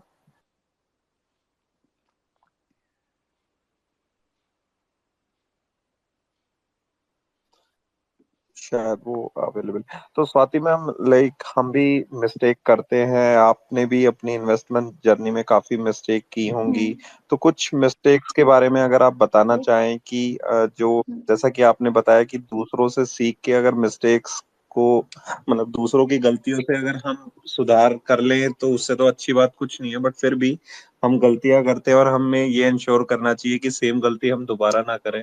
बट फिर भी आप कुछ गलतियों के बारे में और लर्निंग मिस्टेक्स के बारे में बताना चाहें तो। देखिए, हमने गलती करी कि हमने एक तो लेट निवेश शुरू किया, क्योंकि परवरिश जो हुई थी वो तंगी में हुई थी काफी। तो पैसे जब कमाने शुरू किए तो एकदम से कहते हैं ना पंख लग जाना, तो बचाने का कॉन्सेप्ट, मतलब बचाने का था दिमाग में या फिर आदत में, लेकिन निवेश वाली चीज नहीं आई थी। तो ये मैंने गलती की। मैंने 2006 से नौकरी शुरू की थी और मैंने 2006 में ही इन्वेस्टमेंट नहीं शुरू किया। मैंने 8 या 9, 8 के बीच में आई गेस मैंने अपना इन्वेस्टमेंट शुरू किया था। That was one mistake. 2006 से 8 के बीच में जो निवेश किया भी था, वो पहला निवेश यूलिप में था, बिग मिस्टेक। ELSS में किया था, और इतने हम लापरवाह थे कि हमें याद भी नहीं कि हमने कर दिया और कहाँ है उसका डॉक्यूमेंट्स, और वो कुछ भी नहीं मालूम था। वो शायद मैंने रिडीम भी नहीं, मुझे अब ढूंढने पे भी नहीं मिलेंगे अगर ढूंढने भी जाए शायद हम तो मुझे नहीं पता कि वो मैंने कभी रिडीम किए भी कि नहीं, कि क्या में हुआ उन निवेश का। I was that careless back then. So तो तुरंत शुरू करें जितनी जल्दी, 1,000 ही सही, लेकिन 1,000 से ही निवेश शुरू कर दीजिए। नौकरी जैसे ही कमाना शुरू करते हैं, पहला निवेश कभी भी इंश्योरेंस प्रोडक्ट में नहीं कीजिएगा। When I say insurance product, I mean investment cum insurance product, जैसे money back policies, whole life policy, term plan, health plan must है, वो होना चाहिए अगर आपके ऊपर फाइनेंशियल जिम्मेदारी है तो। लेकिन इंश्योरेंस कम इन्वेस्टमेंट प्रोडक्ट में निवेश मत कीजिए। देखा देखी निवेश मत कीजिए, वो इसमें कर रहा है तो मैं भी कर दूं। एक दोस्त ने कहा कि चल प्लॉट खरीदते हैं मिलके, तो वहां मैं भी डाल दूं। नहीं, हर निवेशक अलग होता है। जैसे हमारे फिंगर इम्प्रिंट्स जो होते हैं वो सबके इंडिविजुअल के अलग अलग होते हैं, वैसे ही हर निवेशक का DNA अलग होता है एकदम। आपकी जरूरत दूसरे की जरूरत से हमेशा अलग होगी, तो अपनी जरूरत देखें और उसके हिसाब से। और कभी भी निवेश अगर समझ में नहीं आ रहा है, they are good advisors, please उनकी सलाह लीजिए। They are two kind of people, एक डिस्ट्रीब्यूटर होगा, एक एडवाइजर होगा। डिस्ट्रीब्यूटर को कमीशन मिलता है म्यूचुअल फंड हाउसेस से, एडवाइजर क्लाइंट से चार्ज करता है। जिसकी भी सलाह लेनी है लीजिए, रैंडमली कुछ मत कीजिए। जब इन्वेस्टमेंट शुरू करते हैं, रिटर्न अभी कौन सा नाम चल रहा है वो देख के स्कीम्स पिक मत कीजिए कभी भी। इमरजेंसी फंड बनाना शुरू कर दीजिए, कमाई शुरू करते हैं उसके साथ साथ खर्चे, जो थंब रूल है हमारा कि आपको 50% अपनी ज़रूरतों पर, 30% डिज़ायर पर, 20% अपने निवेश में to start with. Please follow it till the time आप उसको खुद से नहीं उस नंबर्स को चेंज कर पाए, तब तक एटलीस्ट फॉलो कीजिए। और की थिंग, दिखावे के लिए कुछ मत कीजिए, चाहे कुछ भी हो, कुछ भी, चाहे वो निवेश हो, चाहे वो रिश्ता बनाना हो या काम करना हो, किसी को दिखाने के लिए कुछ मत कीजिए। जो कीजिए वो अपनी जरूरतों को समझ के उसके हिसाब से कीजिए, you will be at ease. ये सब गलतियां मैंने की हुई हैं अपने टाइम पे, इसलिए मैं बता रही हूँ आपको। Right ma'am. और मैम जो इंक्रीमेंटल एसआईपी का कंसेप्ट है उसके बारे में कुछ आप बताना चाहेंगे कि नॉर्मली जैसे मान लो किसी ने एक फिक्स अमाउंट की एसआईपी करी, तो maybe 6 months down the line और maybe 1 year down the line उसको किस इंक्रीमेंटल वे में उसको इंक्रीज करके चलें ताकि जो कॉर्पस है उसकी तरफ और हमारे गोल्स की तरफ जो हमारा अमाउंट है वो भी इंक्रीज हो और कंपाउंडिंग तो अपना काम करेगी साथ में। देखिए बहुत सिंपल सा उसमें है। आप मान के चलिए कि आपको जैसे हर महीने हर साल आपका इंक्रीमेंट होता है, राइट? आप काम करते हैं। अब आप थोड़े से सीजन इन्वेस्टर हो गए हैं, आपने मान ली 3 4 5 साल से कमाई कर रहे हैं, आपने निवेश भी शुरू कर दिया है, आपके गोल्स आपको गोल्स समझ में आने लगे हैं। तो एक तो है कि मैंने कुछ एक गोल बनाया और मैंने फिगर कैलकुलेशन की, तो मुझे दिखा कि 4,000 रुपये अगर मैं हर महीने निवेश करती हूँ तो मुझे ये 10 साल में 12% का रिटर्न मिलता है अगर CAGR, तो मेरा ये गोल पूरा हो जाएगा। ये मैंने अपना गोल बनाया, तो मैं वो 4,000 हर साल करती रहूं, हर महीने अपना SIP चलता रहे और वो 10वें साल में हो जाएगा। लेकिन मेरी कमाई हर साल बढ़ रही है, उस बढ़े हुए पैसे का मैं क्या कर रही हूँ? आम तौर पर हम लोग क्या करते हैं कि हमने निवेश शुरू कर दिया, एक बार शुरू कर दिया 15 20 हजार 18 हजार जो भी है किया, हमें लगता है कि यार हमने तीर मार लिया, हम तो 30 मार खा हो गए, हम बहुत अच्छा काम कर रहे हैं। और ये अच्छा काम आप कर रहे हैं जेन्युइनली, लेकिन जब उसके बाद कमाई बढ़ती है तो हमारा ना इन्वेस्टमेंट नहीं बढ़ता है, हमारा लाइफस्टाइल एक्सपेंडिचर बढ़ जाता है, वो गलती हो जाती है। अगर आप उसी को 4,000 को अगले महीने अगले साल 4,500 कर दीजिए, उसको फिर से 5% या 10% जैसा आपको लगता है, आई एम नॉट 1% 2% नहीं, प्रोबेबली एटलीस्ट 5% लेके चले, 5% बढ़ाते जाएंगे, आप वही गोल जो 10 साल में पूरा करने की सोच रहे हैं वो आप 6 साल में पूरा कर सकते हैं, या फिर आप 7 साल में पूरा कर सकते हैं। सो एकदम आसान तरीका है, आप जब शुरू करते हैं अपना निवेश उसी वक्त सेट कर दीजिए। स्टेप अप SIP भी कर इसको कहते हैं। आप उसमें लिख दीजिए कि एनुअल स्टेप अप जो होगा वो 5% का होगा या 8% का होगा, जो भी रकम आपको लगता है कि वाजिब है आपके हिसाब से, और आपको हर साल अलग से बढ़ाने की भी जरूरत नहीं है, वो अपने आप बढ़ता चला जाएगा आपका हर साल SIP, और आपका जो कॉर्पस है, जो टारगेट रखा है, वो आपका वक्त से पहले भी पूरा हो जाएगा। So it's a very easy way of accumulating a good corpus in a shorter duration of time. जी बिल्कुल मैम। सो एनसी राठौड़, आप अनम्यूट करके अपना सवाल रख सकते हैं।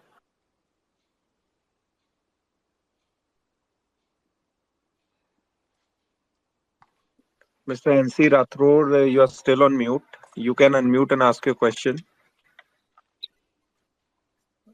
Maybe some issue with. So Vivek ji, you had another question. You sent the request again. जी जी सर, हेलो। पूछे। जी जी मैम, एक्चुअली मेरा दो क्वेश्चंस था। एक्चुअली वाइफ थोड़ा ज़्यादा स्पेंड करती है जी, तो और मैं थोड़ा माइसर नहीं बोलूँगा खुद को, पर मैं समझता हूँ कि पैसे बचाने चाहिए और अनवांटेड चीज़ें जो है उस पे नहीं खर्चा करना चाहिए, तो वो थोड़ा डिफरेंस क्रिएट करता है मैम। और दूसरा मैम, मैंने आपके काफ़ी वीडियोस देखे हैं, आप जैसे म्यूचुअल फंड वीडियो बनाते हैं, पर आपका इंक्लिनेशन टुवर्ड्स डायरेक्ट इक्विटीज ज़्यादा है मैम। तो कभी आपने क्या कभी ट्रेडिंग या फ्यूचर ऑप्शंस ट्राई किया आपने हाथ अब खुद से मैम? दो सवाल है ना, पहला कि वाइफ ज्यादा जी खर्च मैम। करती हैं और जी मैम। वहां पे वो डिफरेंस आ रहा है, वो क्या ये प्रॉब्लम क्रिएट कर रहा है आप लोगों के बीच में? जी मैम। जी जी जी, हम्म, मैं उसको समझाता हूँ, पर वो बोलती है लाइफ एक ही बार मिलता है, इसलिए अभी अच्छा, स्पेंड वो भी करो, योलो को फॉलो। फ्यूचर मतलब।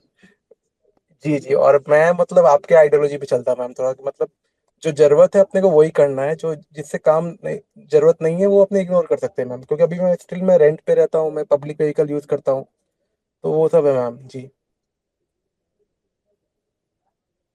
Hello. Swati ma'am, hello. Vivek, मैं हाँ आपको आप। सुन पा रहा हूँ। Can Swati you hear ma'am. Me? Can you hear me now?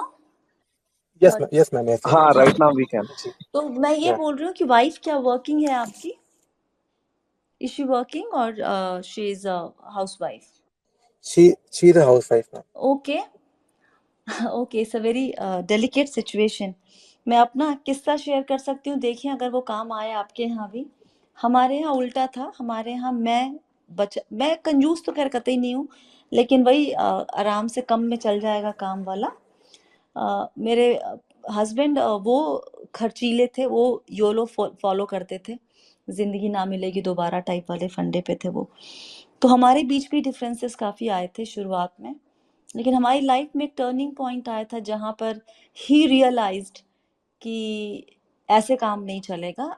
मतलब उनका ये था कि he was earning good, but zero saving पे चलते थे वो, क्योंकि खर्चे हर दिन पार्टी करनी है, बड़ा ब्रांड का सामान खरीदना है। तो कभी ये धमकी मैंने नहीं दी, टू बी वेरी ऑनेस्ट, कि मैं छोड़ के चली जाऊंगी आपको। But I think once I actually cried, मैंने कहा भाई ऐसे तो ये this is not how I have seen my life और envision my life, so you have to do something about it. So हमारी लाइफ में एक टर्निंग पॉइंट आया था जहाँ के बाद से उनका माइंडसेट चेंज हो गया और वो सेव करने लगे, इन्वेस्ट करने लगे, and touch wood that change things. तो आप में वाइफ वैसे तो समझेंगी नहीं, या तो उनके हाथ में पैसे ही कम दे आप, मत दे उतना जितना वो खर्च कर सके, और उनको इन्वेस्टमेंट की जिम्मेदारी पकड़ा दें कि I am giving you this money, it's your responsibility to invest it और save it. Give her the responsibility. Would she be able to take it? मैंने पैसे दिए थे, उसमें सारे पैसे जोमेटो में इन्वेस्ट कर दिए मैम। सॉरी आई जी मैम। उनके तो नाम की, वही है। ओके, डू वन थिंग, उनके जी नाम मैम। की एसआईपी शुरू कर दीजिए आप। जी, वो मैंने ऑलरेडी किया है मैम, बच्चे और उसके नाम से ऑलरेडी एसआईपी तो स्टार्ट फिर किया है। अब तो एक ही बचता है कि उनके हाथ में आप पैसे दीजिए, जो उतना खर्चा है, मतलब घर के खर्चे जी के मैम। लिए मैं हाइपोथेटिकली बोल रही हूँ, इफ यू गिव अ 20,000 की घर का एक्सपेंस के लिए दे रहा हूँ, और 10,000 या 5,000 उनके एक्सपेंस के लिए दीजिए। Don't give a that much money जी इन मैम। हर हैंड ना, देन दे क्यों रहे हैं फिर आप उन्हें? मैम देना पड़ता है। देना पड़ता, आपकी आवाज नहीं आ रही, सॉरी। मैम देना पड़ता है एक्चुअली। जी। अब ये तो कुछ देना पड़ता है। Okay, another solution I can think of top of the mind जो मेरे अभी आ रहा है, आई एम थिंकिंग अलाउड। आपकी अगर सैलरी 50,000 है हाइपोथेटिकली, ओके, जी मैम। आपके घर का खर्चा 20 है, उनको आप 5 देते, आपके पास जो पैसे बच रहे हैं आप पूरे के पूरे इन्वेस्ट कर, आपके पास पैसे बचेंगे नहीं, आप देंगे कहाँ से? आप ही इन्वेस्ट कर दीजिए सारे पैसे। Right ma'am. That can be ठीक है। Done. Yes ma'am, that's right. ठीक है, तो ये आपका सोल्यूशन, आपकी बीवी अगर सुन रही होंगी तो हमको ढूंढ के निकालेंगी और मारने आएंगी, लेकिन that is the way to go. जैसे अब मुझे भी कभी लगता है कि मेरे हाथ से ज्यादा पैसे खर्च हो, जो कभी कभी हो जाता है, तो मेरे पास 2 अकाउंट है। मैं एक अकाउंट जो खर्चे के लिए इस्तेमाल करती हूँ, मैं उससे ही सारा खर्चा करूंगी, बाकी उसमें मैंने रख दिया मान लीजिए 20,000 रुपए, कि ये महीने मैंने इतने ही पैसे खर्च करने हैं, उससे ऊपर करने ही नहीं है, बाकी सारा पैसा चला जाएगा दूसरे अकाउंट में, जिसका हालांकि डेबिट कार्ड मेरे हाथ में रहता है, लेकिन मैं वो खर्च नहीं करूंगी, वो इन्वेस्टमेंट ओके मैम, अकाउंट है थैंक यू। मेरा। जी। तो ये चला गया, तो जी। जितने पैसे आप डिप्लॉय कर देंगे ना फट फट फट फट करके, वो जब रहेगा जी ही मैम। नहीं तो खर्च कहाँ से होगा? सेकंड था कि आप वीडियो म्यूचुअल फंड का होता है, लेकिन हम पूरा इक्विटी में है, दैट्स राइट। अब थोड़ा सा और म्यूचुअल फंड में बढ़ाया एक्सपोजर, क्योंकि मैंने म्यूचुअल फंड 2008 से 17 तक किया, ऐसा नहीं कि नहीं किया। मैंने 10 साल म्यूचुअल फंड में रखे। जब धीरे धीरे समझ आने लगी मुझे स्टॉक्स की, और मैं ट्रेडिंग नहीं करती हूँ, आई स्टिल फील कि मैं ट्रेडिंग के लिए I am not capable of doing that. मैं इन्वेस्ट वहां भी करूंगी, so I pick up stocks for longer, for a long investment horizon. So मेरा जो इक्विटी पोर्टफोलियो भी है, जो डायरेक्ट स्टॉक का portfolio, that is for longer duration portfolio. This is not for trading purpose. So now I am comfortable with direct equity. So that's why I'm more into direct equity, little maybe 10 to 15% into mutual funds. Okay, thank you, ma'am. Thank you You're very much. welcome. Nice connecting And to you. Yeah. विवेक जी, आप ma'am को भी be wealthy YouTube channel join करवाएं, subscribe कराएं, और आप हमारी spaces में भी उनको ला सकते हैं। And on the top of that, आप कन्फ्रंट करने के बजाय उनको कन्विंस करेंगे, तो I guess investing is one thing जहां पे आपको लगेगा कि आपका पैसा सेव भी हो रहा है और ग्रो भी हो रहा है, तो I think she will definitely change her mind down the line. So Thank you, sir. Sure. Yeah. Thank you. So Swati ma'am, equity, direct equity investing को लेके जैसे कि आपने बताया कि आपने ये बाद में शुरू किया है, तो if I were to ask, like आपकी क्या अप्रोच रहती है और क्या आप सजेस्ट करेंगे डायरेक्ट इक्विटी को लेके? देखिए, डायरेक्ट इक्विटी को लेकर जिसके अगर आपको, जो नॉर्मली सबका रहता है, जो भी एक इन्वेस्टमेंट की बात करते हैं, मैंने शॉर्ट टर्म के लिए कभी भी कोई स्टॉक नहीं लिया हुआ है। आई डोंट थिंक कि मैंने कभी लेके 2 दिन में कोई स्टॉक बेचा होगा, कभी भी नहीं। मेरा पोर्टफोलियो जो आज है वो पिछले साल भी वही था। May be couple of stocks कभी ऐड हुआ है तो हुआ है टैक्टिकल एलोकेशन के तौर पे, लेकिन मोर और लेस वही स्टॉक है जिनके साथ मेरी फेमिलियरिटी है, जो मुझे समझ में आते हैं, जिसको लेकर मैं कन्विंस्ड हूँ। For the simple reason Prince, अगर आप मुझसे कहेंगे कि फलाना स्टॉक ले लो, ठीक है, आपको मैं भरोसा भी करती हूँ आपके ऊपर, आप बहुत बड़े जाने माने ट्रेडर हैं मान लीजिए, या मेरे दोस्त हैं जो करते हैं आप ट्रेडिंग, लेकिन कल को अगर आपने कहा मैंने ले लिया और उसके बाद बाजार में उठापटक हो जाती है, क्योंकि मैंने आपके कहने पे लिया है ना, तो मैं पैनिक मारना शुरू कर दूंगी कि अरे मुझे क्या करना है, रहना है कि निकलना है, रहना है कि निकलना है टाइप में चीजें, राइट। अगर मैंने खुद से कन्विंस होके लिया है वो स्टॉक, तो पैनिक, मार्केट ऊपर जाएगा नीचे जाएगा, मुझे नहीं फर्क पड़ेगा, क्योंकि वो मेरी कन्विक्शन है ना, मेरा रिसर्च है। वहां भी गलती हो सकती है मुझसे। कहते हैं कि 10 स्टॉक जो अगर आपके पोर्टफोलियो में है, उसमें से 2 ही आपको कमा के देंगे, शायद 7 कमा के नहीं देंगे। तो अगर आप खुद से भी करेंगे तो भी वहां पर एक रिस्क रहेगा। लेकिन अगर आप tried and tested, again start with large cap blue chip stocks. कौन रोकता है आपको उन स्टॉक्स में? कौन कह रहा है कि इकट्ठे महंगे होंगे? कौन कह रहा है कि इकट्ठे पैसे लगाने हैं? वहां पर भी SIP कर दीजिए। आप म्यूचुअल फंड में इन्वेस्टमेंट कीजिए, मान लीजिए कि आपके पास हर महीने 30,000 रुपए बचते हैं, आप 20,000 या 25,000 आप लगाइए इसमें म्यूचुअल फंड के थ्रू। 5,000 बचे है ना, उसमें से खेलना से मतलब है आप डायरेक्ट इक्विटी में जाइए, वहां पर हर महीने 2 स्टॉक 3 स्टॉक करके जोड़ते रहिए अपना आराम से। Who is stopping you from doing that? Problem किसी में भी नहीं है, चाहे वो म्यूचुअल फंड हो चाहे डायरेक्ट इक्विटी में हो, प्रॉब्लम हमारे लालच में है। We want to make quick money, that is it, and that वही आपको हमेशा मरवाता है। सो अगर स्टॉक में भी जाना है तो ऐसे बहुत सारे नाम हैं जो आपको पता है कि भरोसेमंद नाम है, कोई आपको नहीं रोक रहा।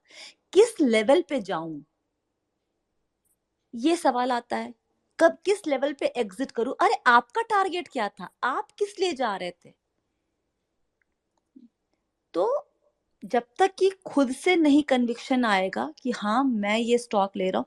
आई हैड हमारे मेकअप मैन हुआ करते हैं CNDC में, जिनसे मैं अभी कुछ दिनों पहले मुलाकात हुई थी। उन्होंने कितने प्यार से स्टॉक चुनना शुरू किया। वो जिस म्यूचुअल फंड में निवेश करते थे उसकी फैक्ट शीट निकालते थे, देखते थे कि सब में कॉमन स्टॉक्स कौन है। बोले हम तो, उनके वर्ड्स हैं कि हमें तो समझ में ज्यादा नहीं आएगा, ये फंड मैनेजर है पढ़े लिखे, ये तो सोच समझ के कर रहे हैं ना, तो मैं उनका ही उठाया हुआ स्टॉक मैं उठा लेता हूँ। वो वहां से पिक करते थे stocks and he made money and now he is like almost 80% in equity.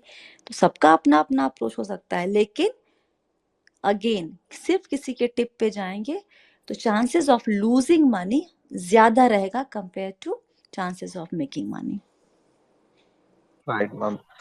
तो आज का ही मैं अनुभव बताता हूँ ma'am. I was travelling back to home, तो मेरे एक दोस्त से फोन पे कॉन्वर्सेशन हो रही थी और उसमें कॉन्वर्सेशन में इन्फोसिस का नाम आ गया। तो बगल पे जो मेरे सीट के साथ में मैं थोड़ा एजेड बैठे थे, तो उन्होंने मतलब नाम इन्फी का सुनते ही बोला मैंने आज ही लिया है और ये 1800 जाएगा। So the kind of like perception people carry कि भाई it's all time high was this and that and it has corrected this level. तो उनका यही परसेप्शन होता है कि भाई भाई 1800 पे था, आज 1200 हो गया है, तो ये वैल्यू जी। क्रिएट हो गई है। जबकि ये परसेप्शन हो सकता है सही भी हो कुछ स्टॉक्स में, but most of the time it doesn't work. तो ये बिल्कुल आपने सही पॉइंट लेकिन बोला। अगर आप तो ये भी है ना, देखिए अगर 1200 पे गया है आज, राइट, आप अगर हर महीने इन्फी खरीद रहे थे, आपको उस कंपनी के फंडामेंटल्स पे भरोसा है, उसके मैनेजमेंट पे भरोसा है, राइट, आप नंबर्स नहीं भी देखते हैं, लेकिन जब आप नाम सुनते हैं कंपनी के मैनेजमेंट के लोगों का, you kind of have a faith in. जैसे टाटास के साथ एक बड़ा सा एक वो फेथ वाला फैक्टर चलता है कि ये अच्छी कंपनी है, इसका मैनेजमेंट करप्ट नहीं होगा, काइंड ऑफ थिंग, राइट।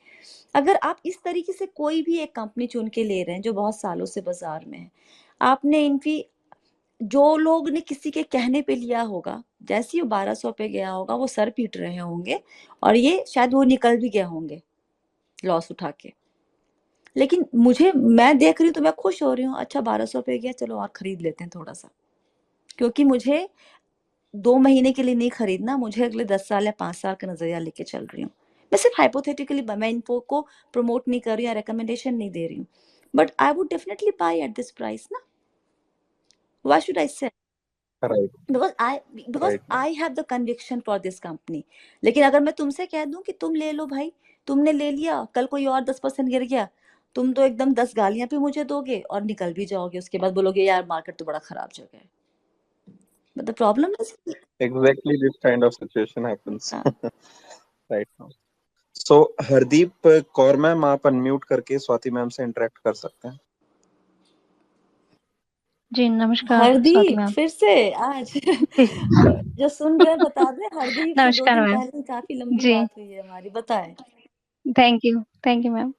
एक और बात है कि जैसे कि हम लोग फंड्स में इन्वेस्ट करते हैं, इन्वेस्ट करते समय के जो फंड के जो जैसे कि कैम्स है जहाँ और दूसरा फंड हाउस है, मतलब जो मेन उनको वो, लेकिन हम जो अपनी इन्वेस्टमेंट देखते हैं वो अलग अलग जगह पे देखना पड़ता है। और तो उसका कोई पर्टिकुलर कोई एक एप्लीकेशन है जिसमें जैसे फिन कार्ड है कैम्स के अलावा, मतलब कोई एक हो जिसमें हम अपनी इन्वेस्टमेंट को देख सकें, ऐसा है कुछ है? तो माई म्यूचुअल फंड नहीं, मुझे एक बार देखना पड़ेगा, लेकिन है ऐसा जहां पर आपको सारे एक जगह मिल जाएंगे।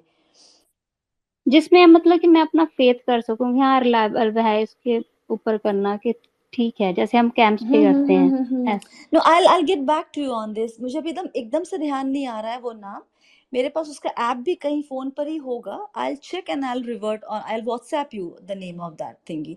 आजकल ये भी चीज थैंक हो यू सकती मैम। है, जैसे आप किसी भी प्लेटफॉर्म के थ्रू करते हैं, वहां पर भी आपको सारा इकट्ठे दिख जाता है। अभी आप कैसे निवेश कर रही हैं?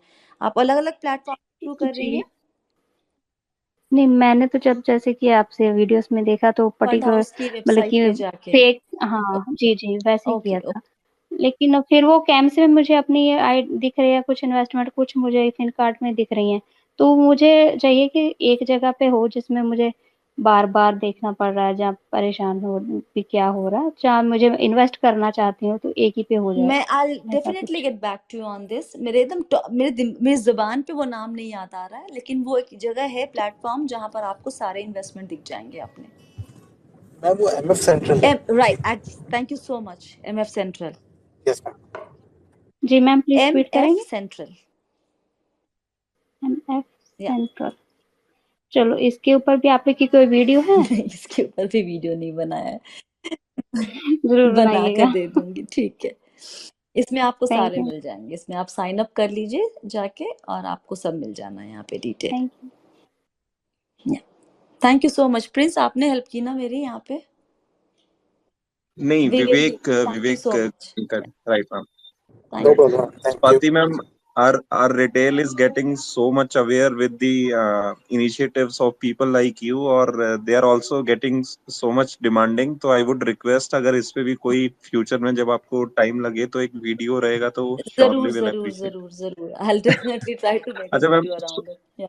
राइट, तो मैम इंडिया की ग्रोथ स्टोरी के बारे में थोड़ा बात करते हैं, because if we see globally and compare India, so we are very well positioned and especially in time of when there are recessionary fears, right?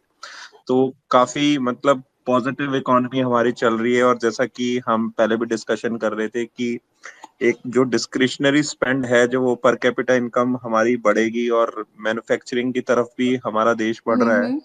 तो आने वाला जो डिकेड और maybe many decades belongs to India, तो आपका इस पे क्या व्यू है और कैसे हम मतलब इस ग्रोथ स्टोरी को प्ले कर सकते हैं अपनी advantage?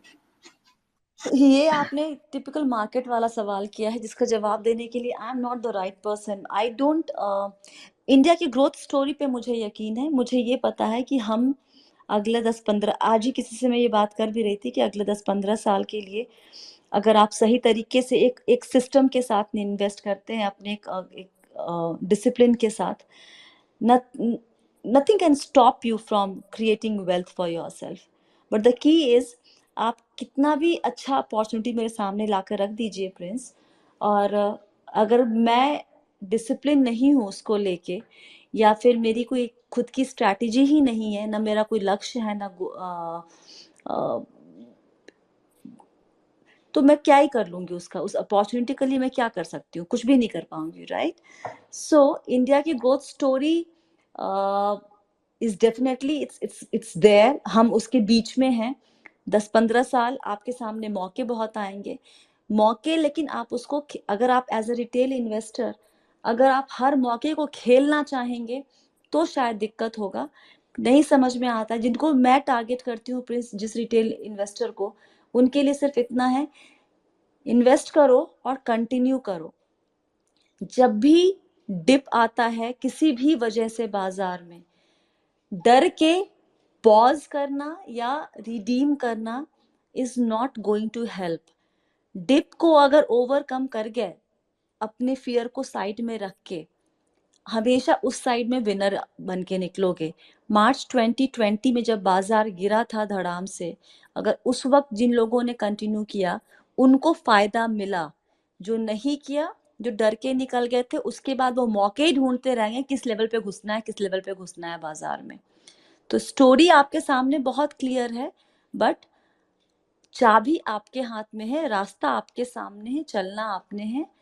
Now it's up to you कि आप कितना कंसिस्टेंटली उस रास्ते पे चलते हैं. चल के एंड तक पहुंच गए, 10 साल तक लगातार, 15 साल तक लगातार निवेश करते रह गए, then nothing, then you are the winner. Right ma'am. Vajpayee ji, आप सुन पा रहे हैं? वाजपेयी सर, आई थिंक फिर से उनके माइक में कुछ इशू आ गया. तो स्वाति मैम, जो हमारा इंडियन इकोनॉमी रहा है वो एक शुरू से ही सेविंग इकोनॉमी रहा है, और उसमें जो घर की फीमेल्स होती हैं उनका एक बहुत बड़ा रोल रहा है. तो को उनके बीच में अवेयरनेस स्प्रेड करने के लिए क्या मतलब इनिशिएटिव्स हर कोई ले सकता है, और आपका कैसा अनुभव रहा है पिछले 6-7 साल में जो आप यूट्यूब के माध्यम से उनसे कनेक्ट हो पाए? देखिए, विमेन इन्वेस्टर को एडुकेट करने के लिए बिट्स एंड पीसेस में बहुत चीजें हो रही हैं. एक तो माइंडसेट की प्रॉब्लम है महिलाओं के साथ, कि अभी जो मैंने रिसेंटली एक विमेन सब्सक्राइबर मीट, जहाँ पे वो हरदीप जी भी थी हमारे साथ, वहाँ मुझे एक बात समझ में आई कि अगर वो महिला है या पुरुष इन्वेस्टर, अगर वो पैसे निवेश कर रहे हैं, तब सबके सवाल सेम है. फर्क निवेश नहीं करने और करने का है. तो ज्यादातर महिलाएं भागती हैं ये रिस्पॉन्सिबिलिटी लेने से. वो कमाती हैं, वो बचाती हैं, लेकिन वो निवेश नहीं करती हैं फॉर रीजंस जो बहुत बचपन से ना घर में पापा को देखा है पैसे के बारे में बचाते हुए या पैसे से जुड़े हुए कॉल लेते हुए, तो शायद हमारे अंदर, बहुत सारी महिलाओं के अंदर वो कॉन्फिडेंस नहीं आ पाता है कि हम पैसे को हम मैनेज कर सकते हैं, हम इन्वेस्ट कर सकते हैं खुद से। तो उसके लिए लोग काम तो कर रहे हैं, it will take some time for sure. Second thing, SEBI ने अभी इनफैक्ट मैंडेटरी किया है सभी फंड हाउसेस को कि जो उनका इन्वेस्टर एडुकेशन के लिए जो पैसे वो एलोकेट करते हैं हर साल, उसमें 20% विमेन इन्वेस्टर एडुकेशन के लिए जाएगा। तो सेबी अपनी तरफ से, जो मार्केट रेगुलेटर है, वो अपनी तरफ से कोशिश कर रहा है कि विमेन पार्टिसिपेशन बढ़े इन्वेस्टमेंट की फील्ड में। मैंने अभी तक कोई बहुत तय तरीके से महिला निवेशकों को सोच के कुछ नहीं किया है, बट गोइंग फॉरवर्ड अभी शुरू किया, एक बार महिला निवेशकों के साथ बात की एक हमारे सब्सक्राइबर से। I try to keep that a regular thing for be wealthy, जहाँ पर उन पे ज़रा फोकस किया जाए। But the key is they have to get over that fear or thought process that they cannot do it by themselves. ये उनको तोड़ना पड़ेगा, बैरियर अपने दिमाग से निकालना पड़ेगा, बिकॉज कमाना सीख गई, बचत करना सीख गई। एक जमाने तक था कि महिलाएं कमा भी नहीं सकती, तो अब वो कमाना सीख गई, वो बचत कर रही है। अब बस एक बेबी स्टेप लेना है उनको, और वो निवेश की राह पे चलना है, जो सूनर और लेटर हो जाएगा। और ये एक चैलेंज को ना बहुत मुश्किल है तोड़ना भी, इसलिए I have seen many women in my own circle जो अच्छी पोजीशन पर है, अच्छा कमाती है, but they just have no interest कि इन्वेस्ट कर रही हैं किसी के थ्रू, लेकिन कहाँ कर रही हैं, कैसे हो रहा है, क्या एसेट एलोकेशन है, कुछ नहीं मालूम होता है।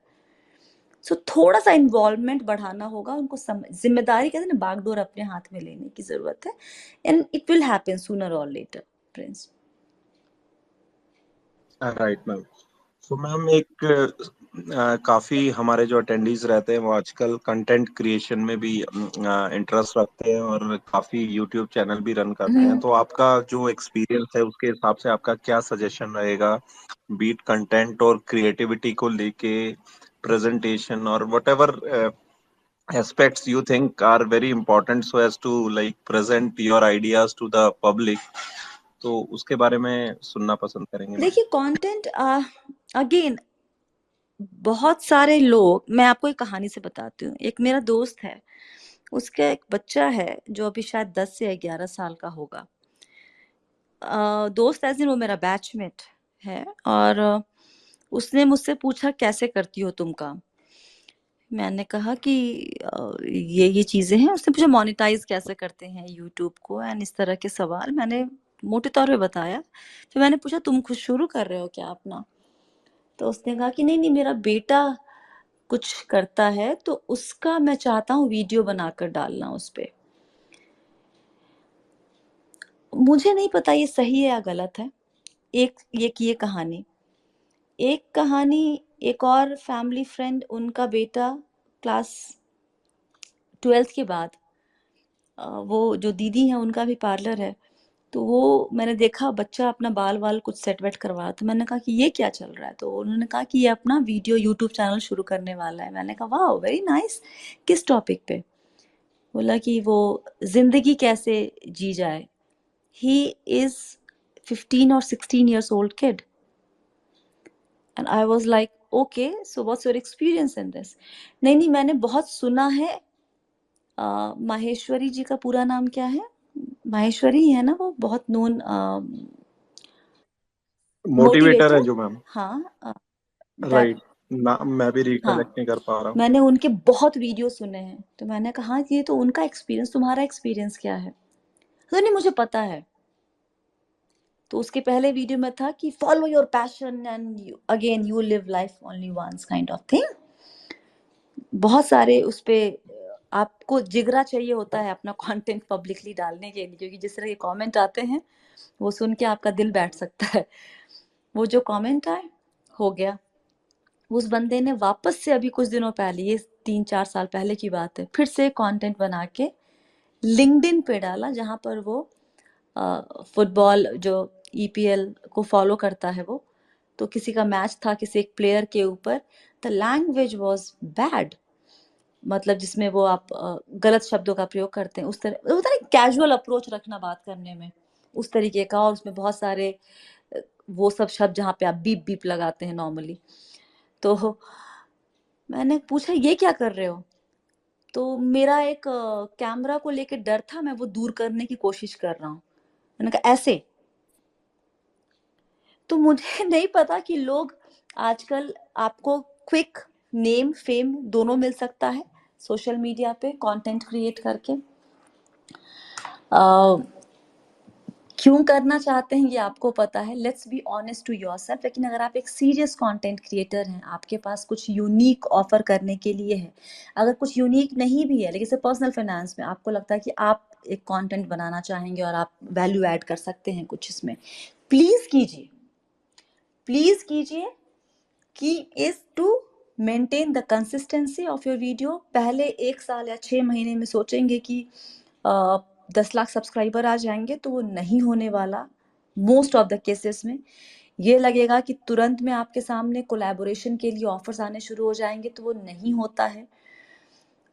तैयार रहिए गंदे निगेटिव फीडबैक सुनने के लिए, पढ़ने के लिए कमेंट्स, और पेशेंस चाहिए होगा। Be honest to yourself. आप जो बना रहे हैं कंटेंट, उसमें सच्चाई बरतिए, वहां पर झोल मत कीजिए। I have known many content creators जो प्रमोशनल वीडियोस में, या फिर मेरा बहुत सिंपल सा फंडा है, अगर मैंने आपका सामान इस्तेमाल नहीं किया मैं नहीं बेचूंगी। It's as simple as that for me. अगर मैंने किया है तो मैं फ्री में भी उसके बारे में अच्छी बातें कर दूंगी, और उसके लिए मुझे गालियां पड़ी हुई हैं। एक बार मुझे याद है आईसीआईसीआई प्रू का हमने टर्म प्लान लिया था, और मैंने उसके बारे में बात की थी, तो सबने कहा कि ये स्पॉन्सर्ड वीडियो है, जबकि वो स्पॉन्सर्ड वीडियो एकदम नहीं था। वो मैंने जेन्युइनली लिया है, मेरे हस्बैंड के नाम पे टर्म प्लान है उस कंपनी का, और इसलिए नहीं क्योंकि वो मुझे पैसे दे रहे हैं इसलिए मैं खरीद रही हूँ। मैंने कंपेयर किया और मैंने वजह दी हैं, लेकिन तो आपको आपके अच्छे काम के लिए भी सुनना पड़ सकता है। तो सच्चाई बरतिए अपने कंटेंट में, और पेशेंस रखिए। अगर नीयत साफ है तो आपको आगे बढ़ने से कोई नहीं रोक पाएगा। I look at so many content creators today, young kids अच्छा काम कर रहे हैं, बहुत अच्छा काम कर रहे हैं, और देख के बड़ी खुशी होती है। सो सिर्फ पैसा कमा, नाम और पैसा के लिए कंटेंट बना रहे हैं, quick money, quick name and fame के लिए, तो थोड़ा सा संभल जाइए। लेकिन अदरवाइज अच्छी बात है कि हमारे सामने एक प्लेटफॉर्म है जहाँ पर सब लोग एक्सपेरिमेंट कर सकते हैं, अपने दिल की बात कह सकते हैं, अपने हिसाब से कंटेंट क्रिएट कर सकते हैं। So it's a good thing, do it. अगर फुल टाइम जॉब में है, स्विच करना है, तो ग्रेजुअली स्विच कीजिएगा, ज़्यादा बेहतर होगा, धीरे धीरे धीरे धीरे करके। लेकिन no harm trying it out, there is no harm in it. Right ma'am. Ma'am एक क्वेश्चन डैनी सर का है, he is saying now biggest expense how this should be planned by individuals. Sorry, say that again. I did not hear you. Child education.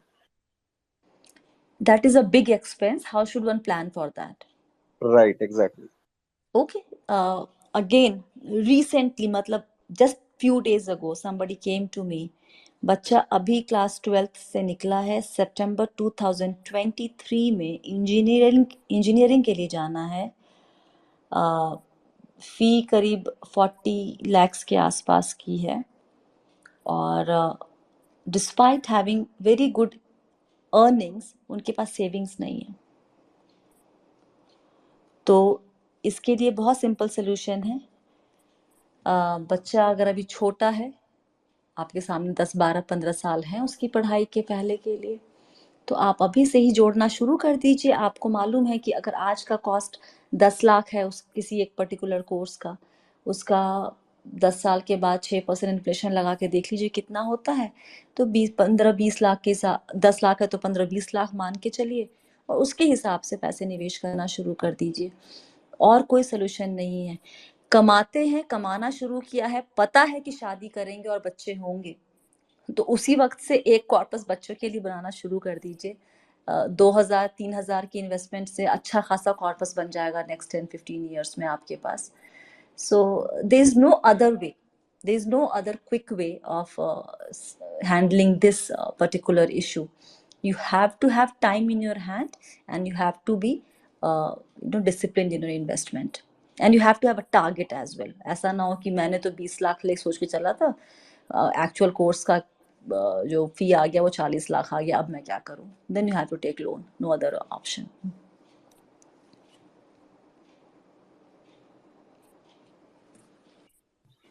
Right. So one last call for our attendees and the already speakers. If you have any question, we can take that. Otherwise, so Swati ma'am, एक question तो हम अपने सभी guests से पूछते हैं. Any good literature or books which has helped you not only in personal finance but in your life? So any such book recommendation which you find was a life changing or maybe a good read? मेरे लिए देखिए personal finance की किताबें मैंने बहुत ज़्यादा पढ़ी नहीं थी, लेकिन न्यूज़पेपर हमेशा से पढ़ती आई थी। तो right from H.T. Mint to Economic Times to E.T. Wealth, बड़े अच्छे, मतलब मुझे रेगुलरली पढ़ने के लिए एक अच्छा आपके पास एक रिसोर्स है। इसके अलावा मैं जो पढ़ती बता देती हूँ, मैंने अलग अलग सब्सक्रिप्शन ले रखा है। बिजनेस लाइन न्यूज़पेपर का सब्सक्रिप्शन है मेरे पास, उनके मुझे एनालिसिस काफ़ी अच्छी लगती है।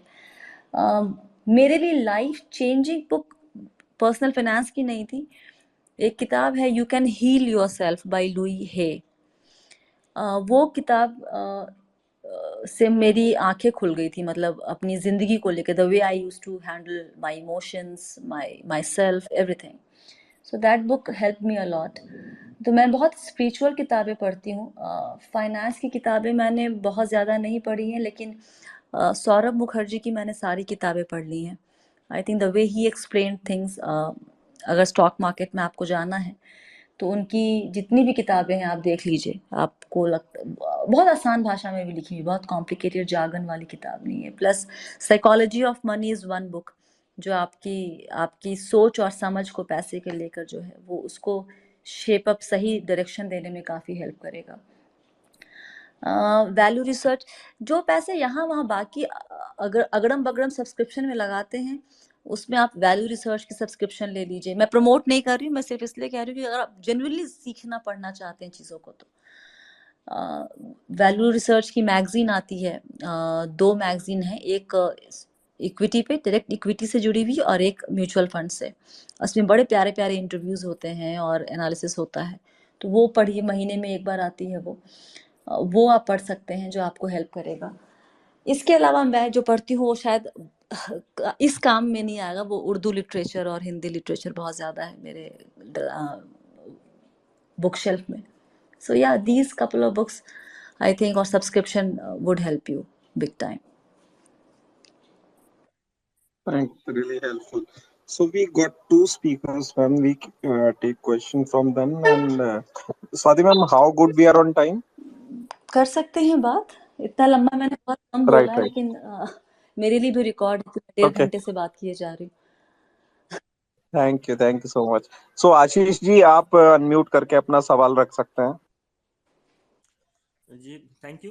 नमस्ते स्वाति जी, नमस्ते सभी नमस्ते। को। मेरा सवाल से ज्यादा मैं एक्सप्रेस करना चाहता हूँ बस कुछ के। मैंने बात भी की थी शायद स्वाति जी से एक बार किसी एक और सिलसिले में, कि ये है कि जो सौरभ मुखर्जी का जो इंटरव्यू है वो लाइफ चेंजिंग रहा था मेरे लिए। स्टॉक सिलेक्शन के मेरे जो कंसेप्ट्स थे वो बिल्कुल इतने क्लियर हो गए उसके बाद से कि कोई कंफ्यूजन ही नहीं रहा सिलेक्शन के लिए। तो कुछ डेढ़ या 1.25 साल हो गए शायद उस इंटरव्यू को, but that is still clear in my mind. The criteria he explained and you interacted with him was very useful. Thank you so much. और एक छोटी सी बात कि मैं आपकी EPFO के वीडियो का वेट कर रहा हूँ। हाँ, मुझे बनाना है, मुझे पता है, वो इतना कॉम्प्लिकेटेड हो गया है ना सब्जेक्ट। हाँ, इसको लेमैन के लिए एकदम सिंप्लीफाई करने में वक्त लग रहा है, लेकिन मेरे ध्यान में है वो। Thank you Ashish ji. रोहित जी, आप अनम्यूट करके अपना सवाल रख सकते हैं। Hi Swati ma'am. Hi Yeah, so I'm sorry मैं थोड़ा late join किया, but yeah, I have a question regarding like portfolio में जैसे equity और debt side होता है. I think the previous gentleman just covered about EPFO. तो I mean for the debt side, what are some of the good products now that debt mutual funds का 3 साल का indexation benefit चला गया है? So, I mean, for a salaried person, what is the second best option? Like, I'm investing in NPS plus EPFO तो already जी होता है. So, what are अभी the आपका क्या maybe है एसेट एलोकेशन दोनों में कितना कितना रखा है आपने इक्विटी और डेट में I'm actually 40% equity and 60 in debt, and obviously I need to increase more towards equity. But whatever debt portion I have is mostly in debt mutual funds. So I mean, still, I just want to have an idea कि what are the options going in future.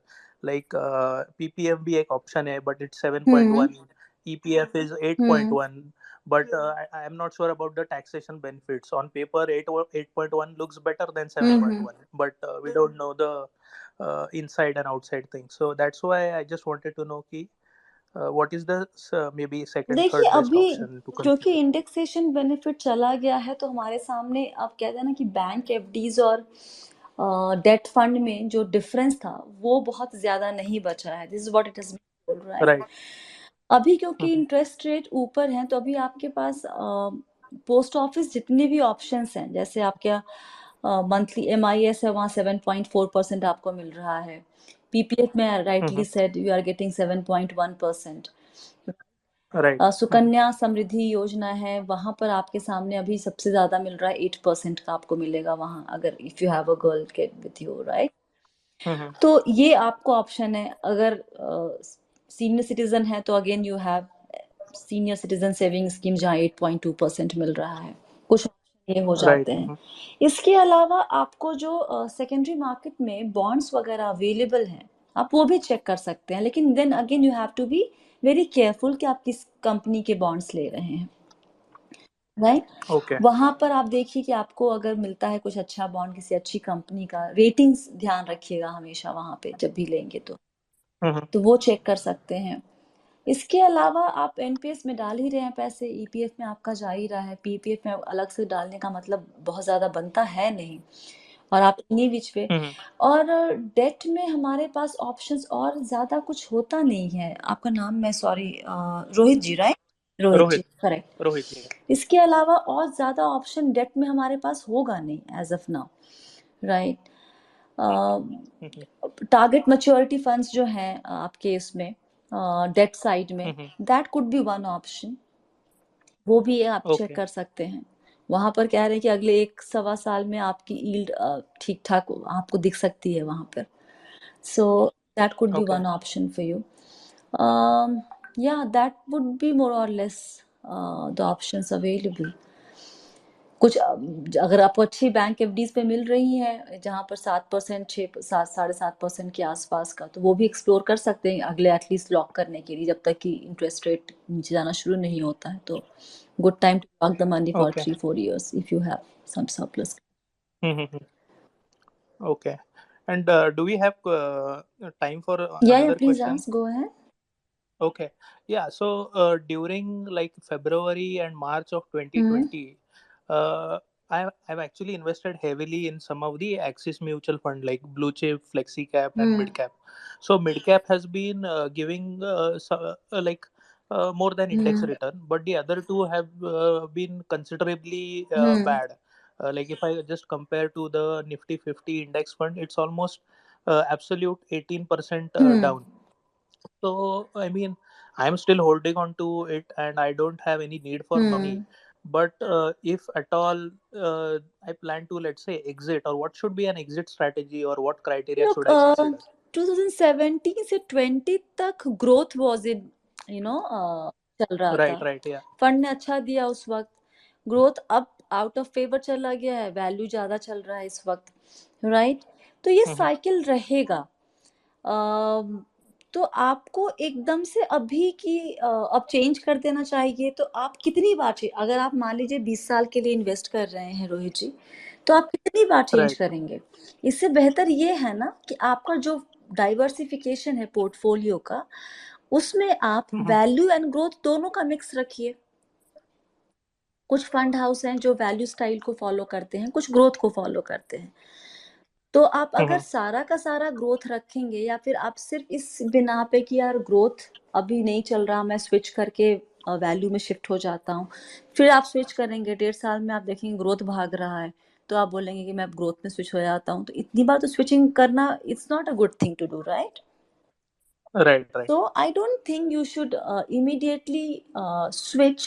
अगर करना भी है, अगर आप ये कह रहे हैं कि मेरा उस फंड हाउस पे भरोसा नहीं है for whatever reason, okay, Right. Right. then what should I do? Then if you are not comfortable with that fund house anymore for the recent news or whatever, then you can switch, कोई दिक्कत नहीं है उसमें।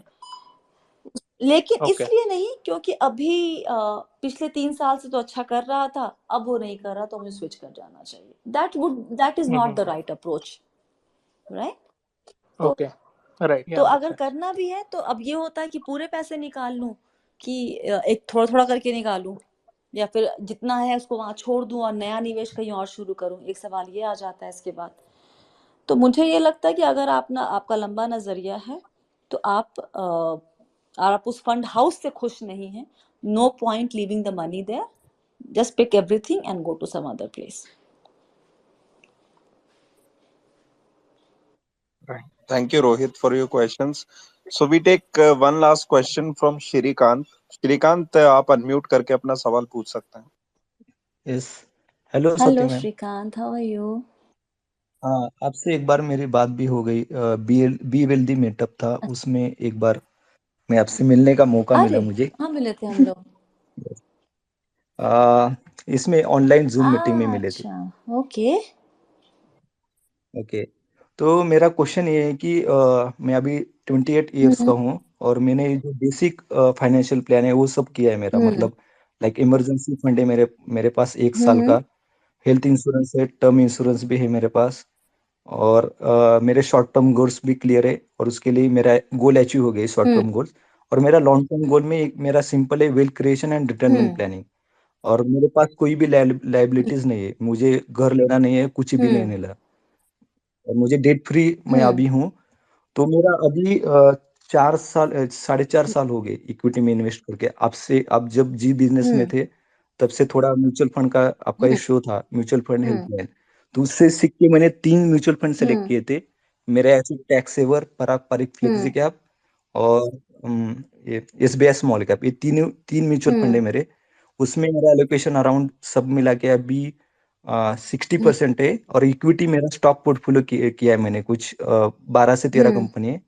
और दोनों का मैंने comparison किया है, तो अभी स्टॉक परफॉर्मेंस मेरा दोनों में कंपैरिजन करने के बाद 4 साल बाद, तो मेरा इक्विटी अराउंड मेरा 15% के आसपास दे रहा है। और मेरे खुद के जो स्टॉक्स मैंने चूज किए थे उसमें कुछ क्राइटेरिया रखे थे मैंने, कि जैसे 20% ग्रोथ चाहिए। जैसे एग्जाम्पल के लिए बजाज फाइनेंस, या आप बोल सकते वरुण ब्रेवरेज, या टाइटन, ऐसे स्टॉक लिए मैंने। तो दोनों में मेरे को अराउंड 18% के ऊपर मेरा रिटर्न चल रहा है अभी बहुत सीएजीआर बढ़िया। स्टॉक में। तो मेरा मेरा वेल्थ क्रिएशन मेरा गोल है। तो अभी प्रीवियसली जब मैं स्टार्टिंग इन्वेस्टर था, उस टाइम मेरा सब एलोकेशन म्यूचुअल फंड में जा रहा था, क्योंकि मेरे पास उतना रिसर्च नहीं था स्टॉक।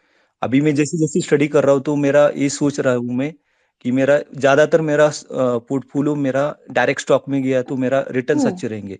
तो उसके लिए आपका मतलब व्यू ये चाहिए था कि या मैं एलोकेशन 50-50 रखूं, या ज्यादा स्टॉक में ले जाना अच्छा रहेगा। और मेरे पास मेंटेलिटी ऐसी है कि मैं हाई रिस्क इन्वेस्टर हूँ, और मेरे अगर स्टॉक कोई भी गिर गए सपोज 10% या 5%, तो मैं जब ज्यादा बाय करता हूँ, क्योंकि मैं अभी अमेजोन पे सेल रहेगा तो हाँ, अमेजोन पे सेल रहेगा तो हम ज्यादा खरीदते हैं, वैसे खरीद। मैं सेल समझता हूँ। जब मार्केट गिरता है तो सेल समझता हूँ, और सेल में जितना मेरे पास मंथली सैलरी का पार्ट है, एलोकेशन 25% में डिप्लॉय कर देता हूँ।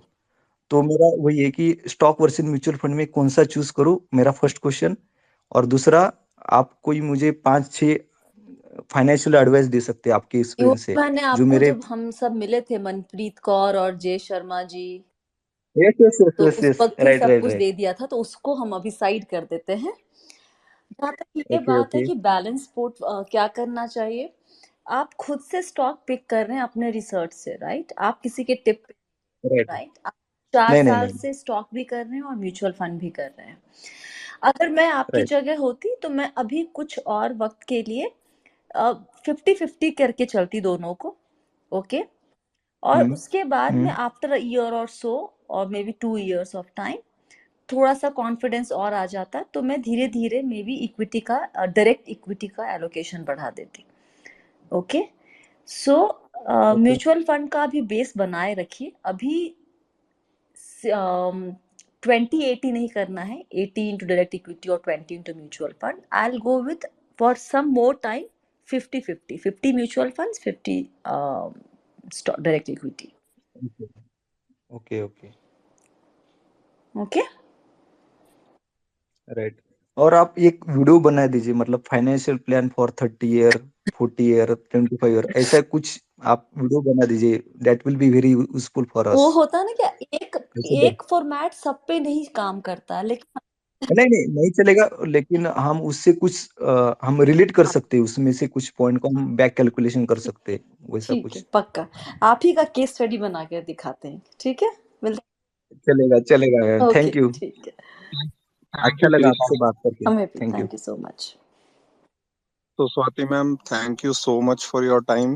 We took more than the planned time, and it was really insightful on your part. So first of all, like a many big thanks because you are doing a great service to the retail people. इतना अच्छा content उनको, और like Hindi में तो मैंने देखा है content बहुत लिमिटेड है जो इतनी सरलता से इतनी कॉम्प्लेक्स चीजों को स्टोरी की फॉर्म में दर्शकों के बीच में ला रहे हैं। That is really commendable. और श्योरली आपसे फिर रूबरू होंगे as and when situation demands. Thank you so much. जो हमारे दर्शक हैं, हाँ, जो हमारे दर्शक हैं उनके सवालात, काफी कुछ एस्पेक्ट्स जो आपने वीडियोस में कवर करते हैं, उन्होंने वही क्वेश्चंस रहते हैं, तो videos really really helpful for all of us.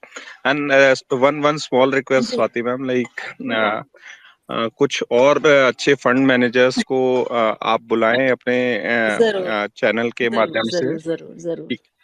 Thank you ma'am. Any closing remarks for today? नहीं, अच्छा लगा, मैं बहुत दिनों बाद इतना लंबा 1-1.25 घंटे तक, और ज्यादातर मैंने ही बात करी है। मुझे I don't know what to say actually. It was nice. It was nice listening to. अपने आप को भी सुनना कभी कभी बहुत जरूरी होता है बोलते बोलते। तो खुद को सुन के भी लग रहा था कि चलो भी और बहुत सारा काम करने की जरूरत है। और हैट्स ऑफ टू यू, आप बहुत यंग साउंड करते हैं। मैंने आपसे कभी, आपसे हमारी मुलाकात नहीं हुई है। I am assuming that you are in your 20s, right? नहीं मैम, थोड़ा सा लेट हो गया अच्छा, मैं। I am in mid 30s। लेकिन आप मतलब अच्छा काम कर रहे हैं यार। बहुत हिम्मत चाहिए होती है इस तरह का काम करने के लिए जो आप और मैं कर रहे हैं। हम दोनों एक ही तरह का काम कर रहे हैं, मोर और less. So I am really glad कि आप जैसे लोग इस चीज को सीरियसली ले रहे हैं, काम कर रहे हैं, लोगों को अप्रोच कर रहे हैं, बात कर रहे हैं, ताकि सबकी समझ, निवेशकों की समझ थोड़ी और बढ़े, सुलझ जाए, और वो आसानी से निवेश कर सके, अपने financial freedom की राह पर चल सके। So hats off to you guys. Thank you so much for having me today. Thank you for your kind words, ma'am. And seriously, like when it comes to personal finance or information or like knowledge, learning about market, the bigger the network, the better we are. So just trying to get in touch with the people who are honestly, like their content and intent both are Yeah, right. So just try to connect with them and try to bring them so that their learnings and like social responsibility both combine, and surely a great value addition to everyone around. that's great. Very good thinking. Amazing. Thank you You Swati take care. ma'am, and thanks for our attendees. And the session was recorded, so I'll be placing the recording on YouTube very soon, and I'll be like posting a tweet. So those who are yet to connect, they can surely connect with me, and also they can subscribe to YouTube channel of Swati ma'am and also connect with her on her Twitter. So this is surely be a great value addition. Thank you so much, everyone.